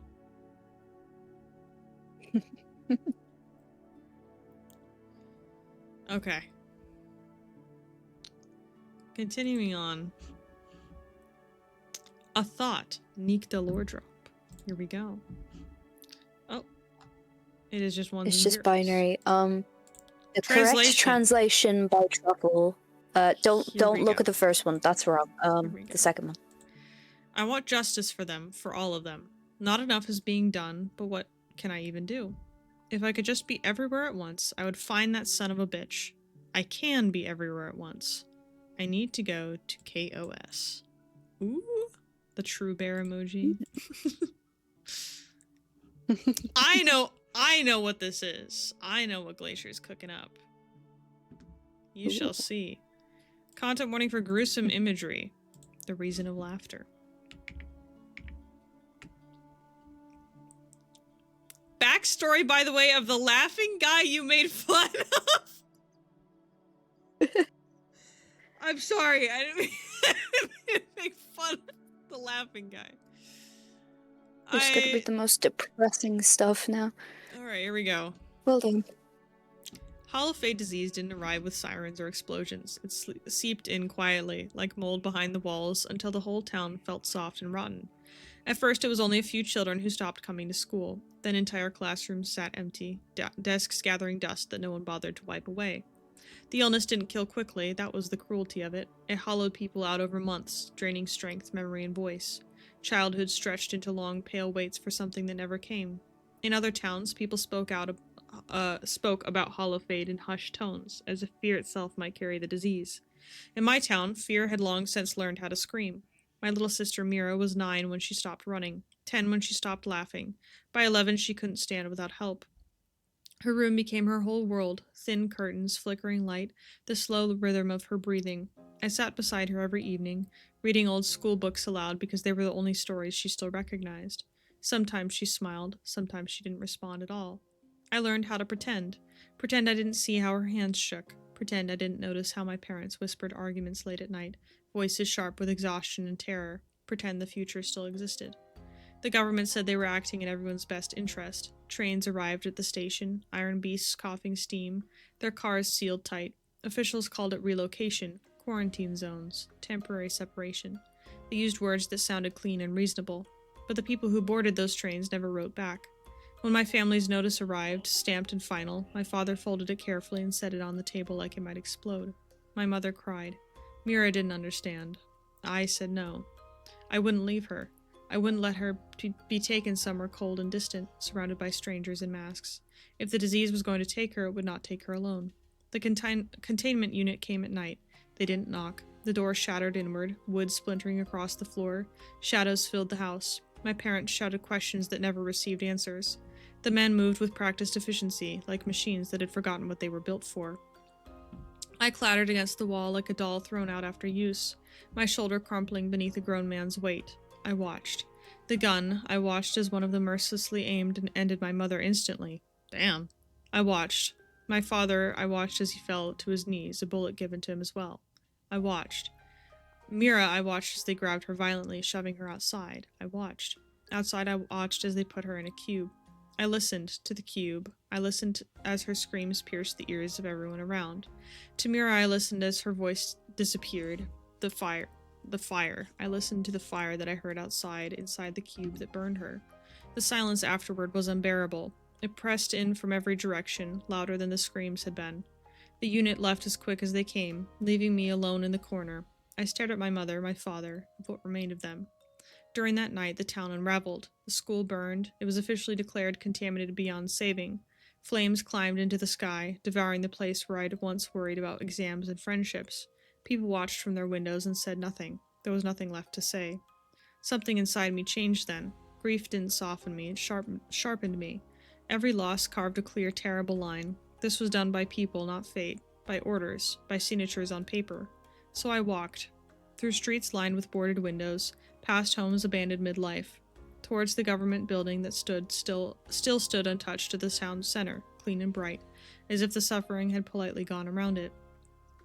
I grabbed the door handle. It was high, for me anyway. The door opened as if it had been oiled daily. My mother's blood still coated my hands. Inside, the town's president waited behind a polished desk. A man in a press suit, hands folded, eyes tired but unafraid. He spoke about necessity, about hard choices, about numbers and projections and safety. I listened. When it was over, there was no shouting, no spectacle. Not until I made one. Rage engulfed me. No, it wasn't rage. It was something different. I launched at him, grabbing his face with my hand, my blood-stained hand. My fist crashed into his face, again. How would he feel, killed by a child? A pen came into my grasp, and therefore it came in contact with him. I looked into his eyes. My face was as blank as his. He was dead. I ate it.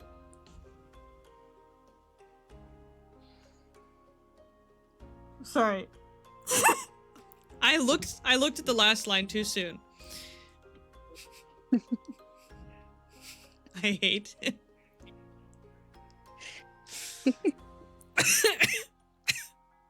Damn.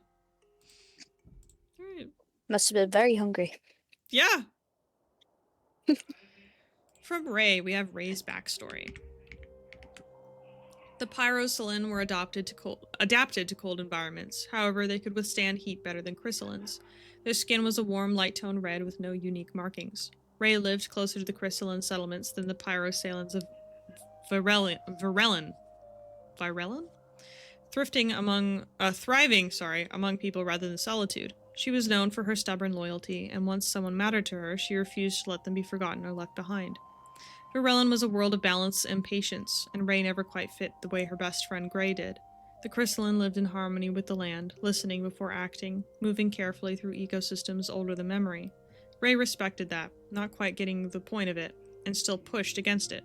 Ray talked too much, explored too far, and challenged the rules that existed purely to preserve stillness. The great anomaly made the world fall silent, something Ray was unfamiliar with. One moment the world was full, the next people were gone. Leaders, caretakers, entire families erased in silence. At first, Ray didn't understand what had happened. Nobody did.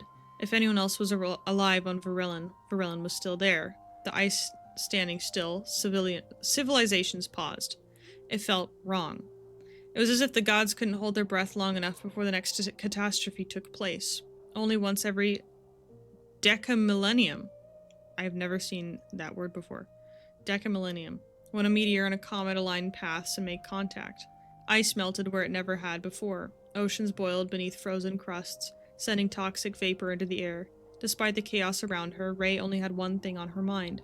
Her friend, the only one she truly cared about in the world she once knew. Gray. Ray ran across cracking ice, yelling Gray's name until her voice burned. She followed the markings of nature, finding her way through civilizations, making way to the one place that would have the highest population, the capital. When Ray arrived, she saw Gray standing in the middle of the capital. It was silent, Gray surrounded by ruin. Ray didn't stop to think, not daring to hesitate in the crumbling city. Ray's arms wrapped around Gray tightly, trying to soothe her from the trembles in her body. Finally, Ray took her arms off of Gray, her hand finding Gray's wrist. "We're leaving," Ray declared, trying to get Gray to move from the spot where she was standing still. "We have to get moving, come on," Ray urged, tugging on Gray's wrist softly. Gray didn't argue, she followed. She always trusted Ray when it mattered. Ray took Gray to the only place that seemed plausible for escape, the spaceport. When they arrived, it was barely functional. Most ships were gone or destroyed. One remained. Ray forced it online while the air grew thick and burning hot, while the ground cracked open to reveal a boiling core beneath the ice. When the ship finally lifted off, Ray didn't dare look back until they were stable in the stars. Virelin collapsed in on itself behind them in a volcanic blur, not sparing a single breath of the planet that was once there. The silence afterward was worse than the chaos. Ray didn't speak. She stared out into space, holding herself together through sheer will. Ray stayed close, finding the words in her throat and the memories of Virelin, discussing memories and stories to Gray when Gray couldn't. Ray tried to fill the quiet, because she knew that if she didn't, it would swallow them both. When they found solace, Ray knew it would never be quite the same as Virelin, not after losing it in the way they had. However, it was somewhere for the both of them to survive. Ray saw a place that needed people who would refuse to let things fall apart quietly, a place that needed voices willing to speak before failure turned into disaster. If Virelin taught Ray anything, it was the fact that nothing lasted forever.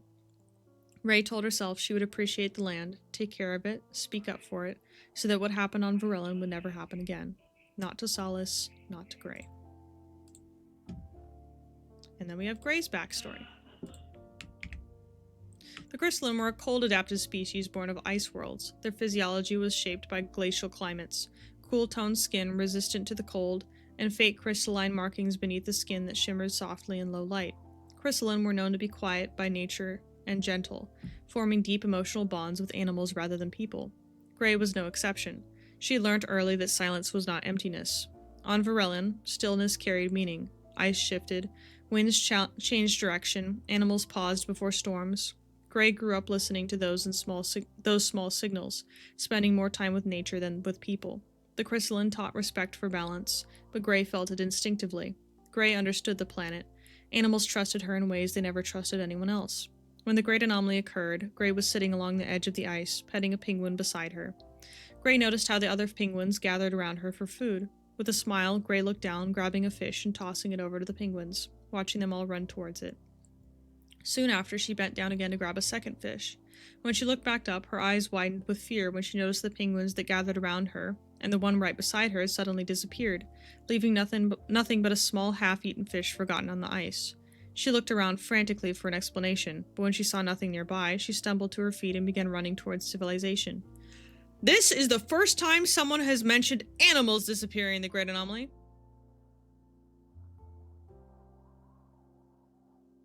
Good for you. As Gray ran to tell the other Chrysalians, she noticed something beautiful, a comet and a meteor flying across the starry sky. It happened every decamillennium. We know that word. When their paths aligned, they met in a catastrophic bang. The once icy land had begun burning, causing oceans to boil and glaciers to melt, saturating the atmosphere with toxic fumes. Gray went to the capital because it felt like the last place where answers might still exist, where people could be, where her best friend Ray may be. She stood among the collapsing structures and shifting around, feeling the world unravel beneath her feet. She did not run, she waited, not because she was calm, but because she believed Ray would find her. Good night, Light. Gray felt Ray before she saw her, hands gripping her arms, a voice cutting through the chaos. We're leaving. We have to get moving. Gray didn't ask questions. When Ray told her to move, she moved. Trust came easily where fear did not. Ray took Gray to the spaceport, which was dying. Only one ship remained. Gray watched as Ray forced it online, the air thick with heat and vapor, the planet cracking open beneath them. As they lifted off, Gray looked back long enough to see Varellan begin to collapse in on itself, fire erasing what had once been stable and whole. On the journey that followed, Gray said very little. She held herself together through stillness, while Ray filled the silence with word vomit. Gray let her continue needlessly rambling, knowing it was comforting Ray to believe she's comforting Gray. When they finally found solace, Gray was skeptical of the people, opting to live in the familiar cold environment she was used to away from others. Gray believes solace can be a forever home, and hopes to find peace with the deep grief she carries. From Oliver. After a dream I had yesterday, I think I'm going to add gloves to my dislike list. Interesting. What an odd dream. Also fire art. Wake up. In need of a sister's shoulder. CJ, you are so good at, like, collaborating with people.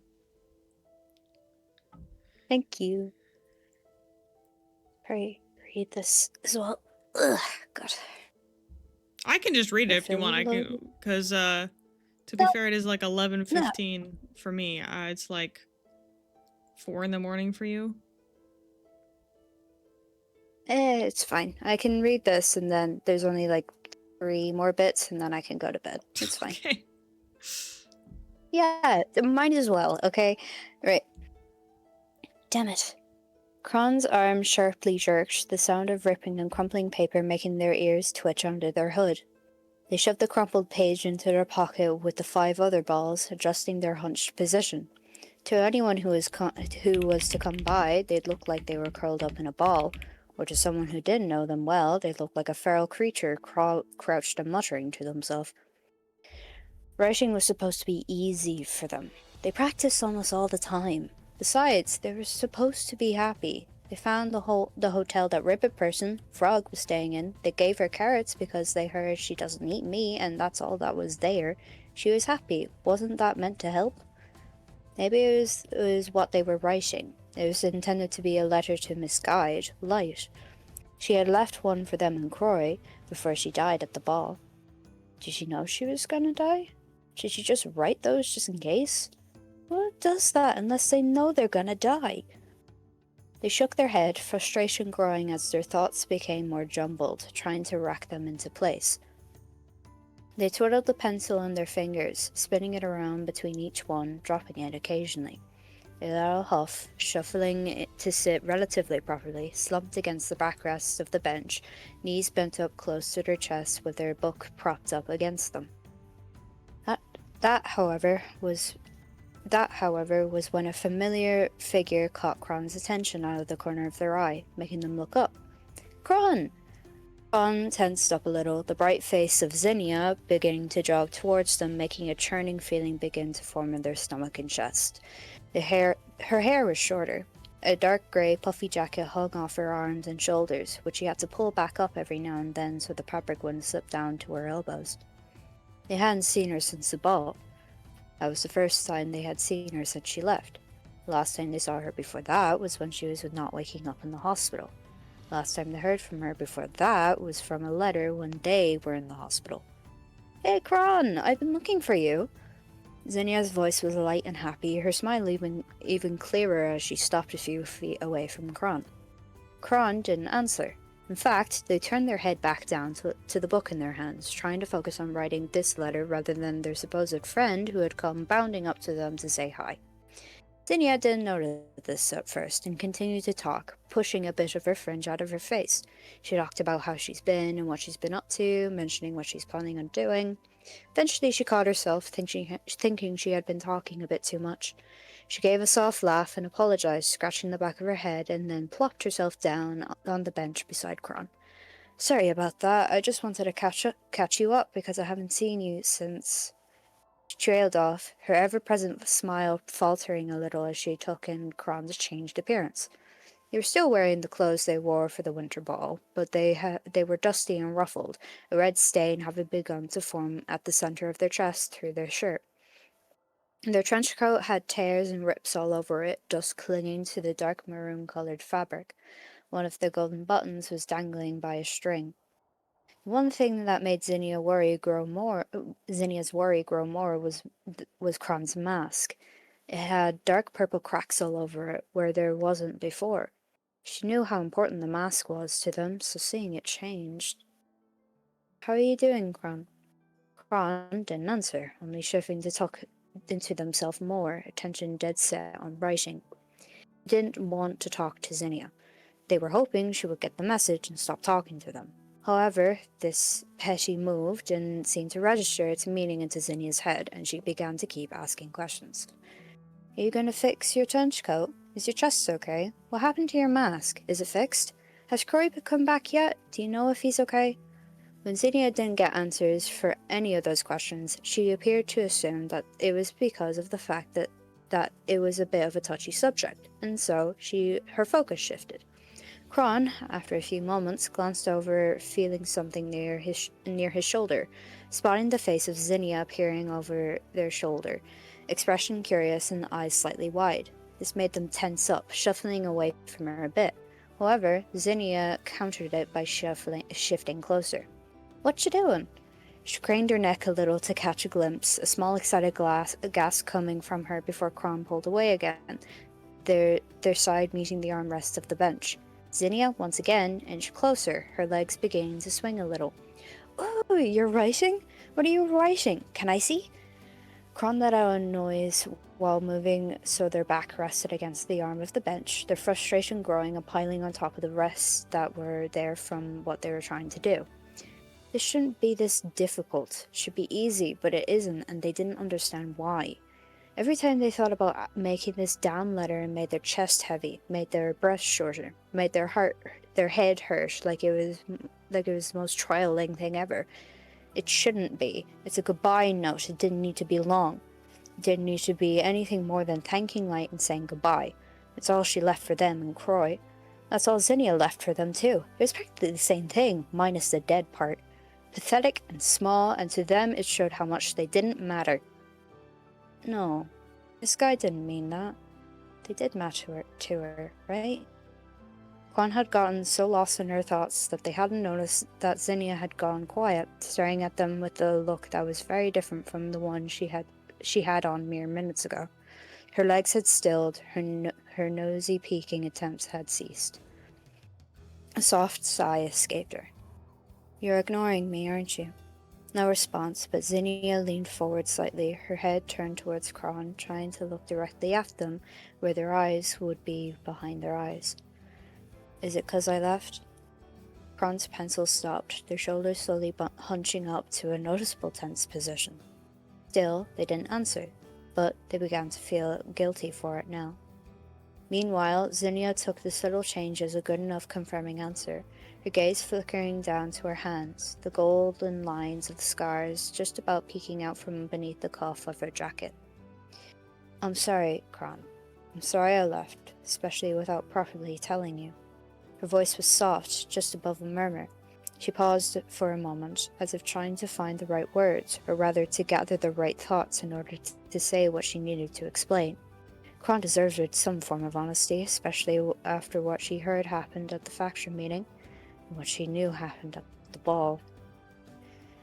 There were things I needed to figure out, questions that I needed answers to, that I wasn't going to find answers to on Solace. And I found them. I found what I was looking for. Her tone shifted a little, sitting up a little straighter as a smaller, softer version of her smile returned to her face. There was nothing else I wanted out there other than that. I have friends that matter more to me now. Kron felt Zinnia place a hand on top of their knee, their eyes darting to it beneath their mask as they felt the gentle squeeze that came with it. Zinnia let out a soft breath when she didn't get a response once again, not noticing that Kron was paying attention beneath their cracked mask. Her hands slid from their knee as she stood, her smile faltering a little, but she kept it up. I understand if you're still angry at me, but know that if you need me, I'm not far, okay? And with that, she gave a small wave and turned to walk away, back the way she came from, her hands moving to her pockets. Her head was turned downwards towards her shoes, watching as they took slow but short steps. She was worried that Kron wouldn't forgive her, that they would stay mad at her and as a result not get help if they needed it. They were alone again, the memory of Croy sinking into the flames and ash returning to her mind. Did Kron have any other friends? But suddenly, the sound of fast footsteps made her head perk, but before she could look to check where it was coming from, a weight crashed into her back, making her stumble and almost fall over. But a pair of arms wrapping around her helped her regain her balance, the grip almost crushing but also careful. Zinnia tilted her head just enough to see a hooded head buried against the top of her shoulder blade, the familiar figure having a slight tremble to their shoulders. Sorry, Zin, don't go. The sad murmur from Kron was accompanied by a small sniff, adjusting their grip and taking a little hitched breath. They were doing their best to get out what they wanted to say clearly, stumbling over their words a little before finally managing. I'm sorry for being mad, for ignoring you. Just don't go away, please. Don't leave me alone. Zinnia quickly turned around in Kron's grip and returned the hug with a tight one of her own, her eyes shutting softly. Her thumb gently rubbed rhythmically up and down the back of Kron's head, muttering words of comfort which appeared to help, as Kron's incoherent ramblings stopped, followed by the shaking quick breaths. Slowly, Zinnia pulled back, her soft smile returning and her eyes opening, looking at Kron, now facing her. How about we go for a walk then, I'll see if I can try bake you some cookies if you'd like, though my baking skills are up for debate. Kron let out a little chuckle, sniffling one last time before giving a small, enthusiastic nod. Yes, please. I like that. Go back to the eggs. This makes me more sad than the This is so cute. This is so cute. Oh, the picture. It's so cute. Freya, I mean, you have a new reaction now. Oh no. Huh? Check DMs. Hold on. Huh? What's going on?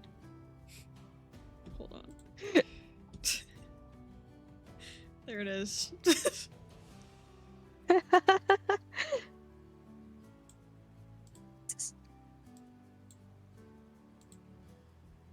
Oh, why is this?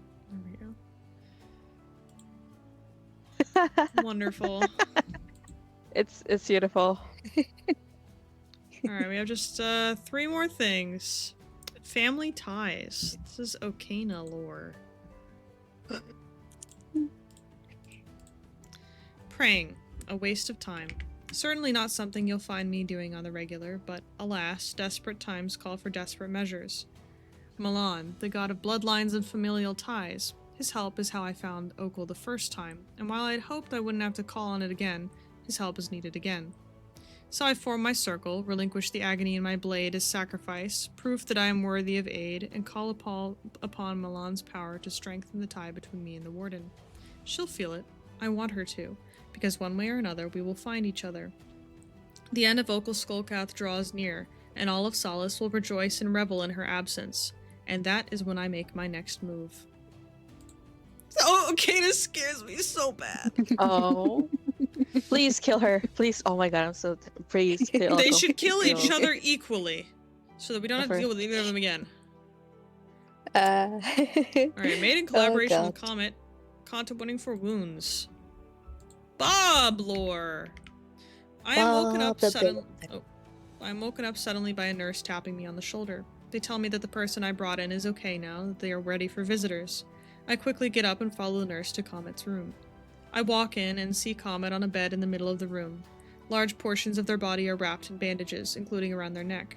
They look empty. I run over to the bed and wrap my arms around Comet. They groan in pain, and I quickly release my grip, realizing their skin is still raw. I tell them that I thought I had lost them forever, and I start apologizing for not being at the ball. However, I should have been there to save them. How this wouldn't have happened if I were just faster. Before my spiraling can get any worse, Comet grabs my shoulder, looks me square in the eyes with a soft look and voice, and tells me it's not my fault. I pause for a few seconds before continuing and asking them what happened. I quickly say right after that, if they don't want to talk about it yet, they don't have to. They shake their head. It was violence, they said in the quiet voice. He kidnapped me after I collapsed at the ball. They shifted uncomfortably in the bed as their eyebrows furrowed painfully. He boiled me. I watched as their hands start to pick at the bandages and their jaw clenches. Their gaze was in some far-off place, avoiding looking at me. I can feel the anger and horror start to bubble up inside me. Their hands start to scratch at the skin under the bandages on their arms. What about your neck? I ask gently. The scratching gets more frequent. I have to hold back, at least for now. I need to make sure I have all the information. I need to know, Comet. Their gaze lowers and their jaw and lips tremble. Slowly, one of their hands raises to their neck, gently touching the bandaged area. Their voice is shaky and barely audible. They were completely frozen. I went too far. I reach for their other hand and gently hold it. You don't have to talk about it now. You don't have to talk. Slowly, their body starts to relax, but their gaze still remains straightforward, avoiding me. I've never seen them like this, ever. I can't hide my horror, but as I think, it quickly switches to hate. Comet senses the shift and squeezes my hand back firmly as if a warning. Violence is dangerous, and if I go after him on my own, he will probably hurt me or worse, kill me. In a barely audible voice, they plead that I don't do it alone. I will need training to protect myself. They will teach me, they whisper. I stop for a second, thinking about my journey and the acts of violence I committed. I begin by saying that I don't think it is a good idea. I pause for a second, knowing that we needed to have this conversation eventually before continuing. I tell them that I know they read the logs from my trip. They saw what I can become when I get angry. Making me even more dangerous does not seem smart. What if I end up seriously hurting someone, or killing them? Comet gives me a caring look and says that what I did is okay. I didn't kill anyone, and I did what was necessary. They tell me that just because we stumble and make mistakes does not make us a bad person. They tell me that I am still a good person. I give them a slight nod of understanding and thank them. But how can I truly be a good person? Even if I hadn't killed people, I hadn't made an effort to help either. I have the knowledge of the universe at my disposal, and instead of using it to help people, I am instead working for my own personal goals. But maybe if at least one person can see me as good, then I can truly be it. Aww. We have the Eater of Happiness, made you look.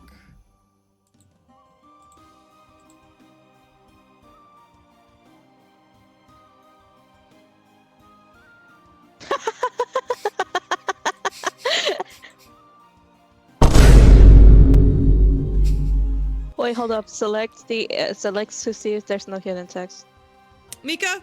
You know, actually, no, I'm doing it myself. I didn't even do the jump scare.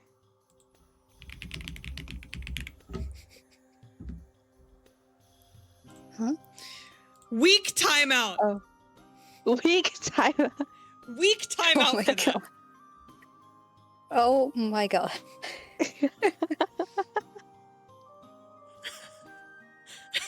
Uh-oh. Uh-oh. You stole the joy of the whimsy game. Oh my god. We are Joy not and wasting whimsy my revolt. time in Lore Tuesday. Even if it was 5 seconds. Get trolled. Oh, you're Yeah. mad, you're mad. You troll me, I troll you back. Made you look.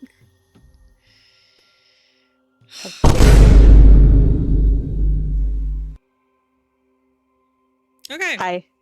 Oh, we might have some lore sheets. Let me check. From the 16th. We do have a few lore sheets. Okay, we already read these. We have Zephyr Asteril. This is a new person. Zephyr comes from a planet called Naphis, a dark planet with very little water and a lot of hills and mountains, and some flat land. As he grew up, he picked up his own variant of science. He studied for years until the Great Anomaly. After everybody vanished, he had no longer had others to watch. He traveled the universe and eventually found solace. He found it was the most populated planet of any of the ones he'd been to. He chose to stay and do his observing and studying there. And we have Rin. Rin had run through a liminalian portal, arriving at Solace. They now seek shelter anywhere they can, or staying away from a specific someone. I wonder who that could be.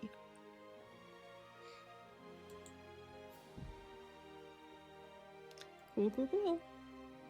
You've talked about the person who made the thermonuclear power plant? Well, they made me look, so... Is that amazing? They should be glad I did not ban them for a week. Alright, flee the facility's going on. Let's go. Alright, tomorrow, we're gonna have a bunch of games and celebrating, looking back on old stuff, like clips from the year and stuff. I'll probably make like, actually I'll make it right now, a little announcement of like, people can post stuff from the past year. January of 2025 was the What If server. We'll probably go through stuff of that, and then the end of Season 5 and the beginning of Season 6 and everything that's been going on. You're making a best of 25. We will watch Frog's video with popcorn. And hot chocolate, of course. Hell yeah. With marshmallows. Yeah, it'll be fun. We're gonna end countdown to the Eastern midnight on the SMP. Unless maybe we should do it like an hour earlier than that. I should do it like an hour ahead. Yeah, I think we should do it an hour ahead maybe, because that's gonna be like nobody's time zone. Because Virgil said he was gonna be very sad that he could not kiss me at midnight if I was streaming during it. So that's so cute. Oh. Yeah, we'll probably do it an hour early or whatever. But yeah, I say move it up like an hour earlier, just so like people can like be with their families during midnight and stuff like that, without like being like, oh well, I'm a close, I'm a dip, so I can actually go celebrate. Yeah, okay, that's a good idea. That's a good idea. But yeah, I'm gonna make a channel for that. Let me actually put. Yeah, 9 p.m.'s fine. We go from 9 p.m. to 11. Meeting. Yeah, the meeting looms.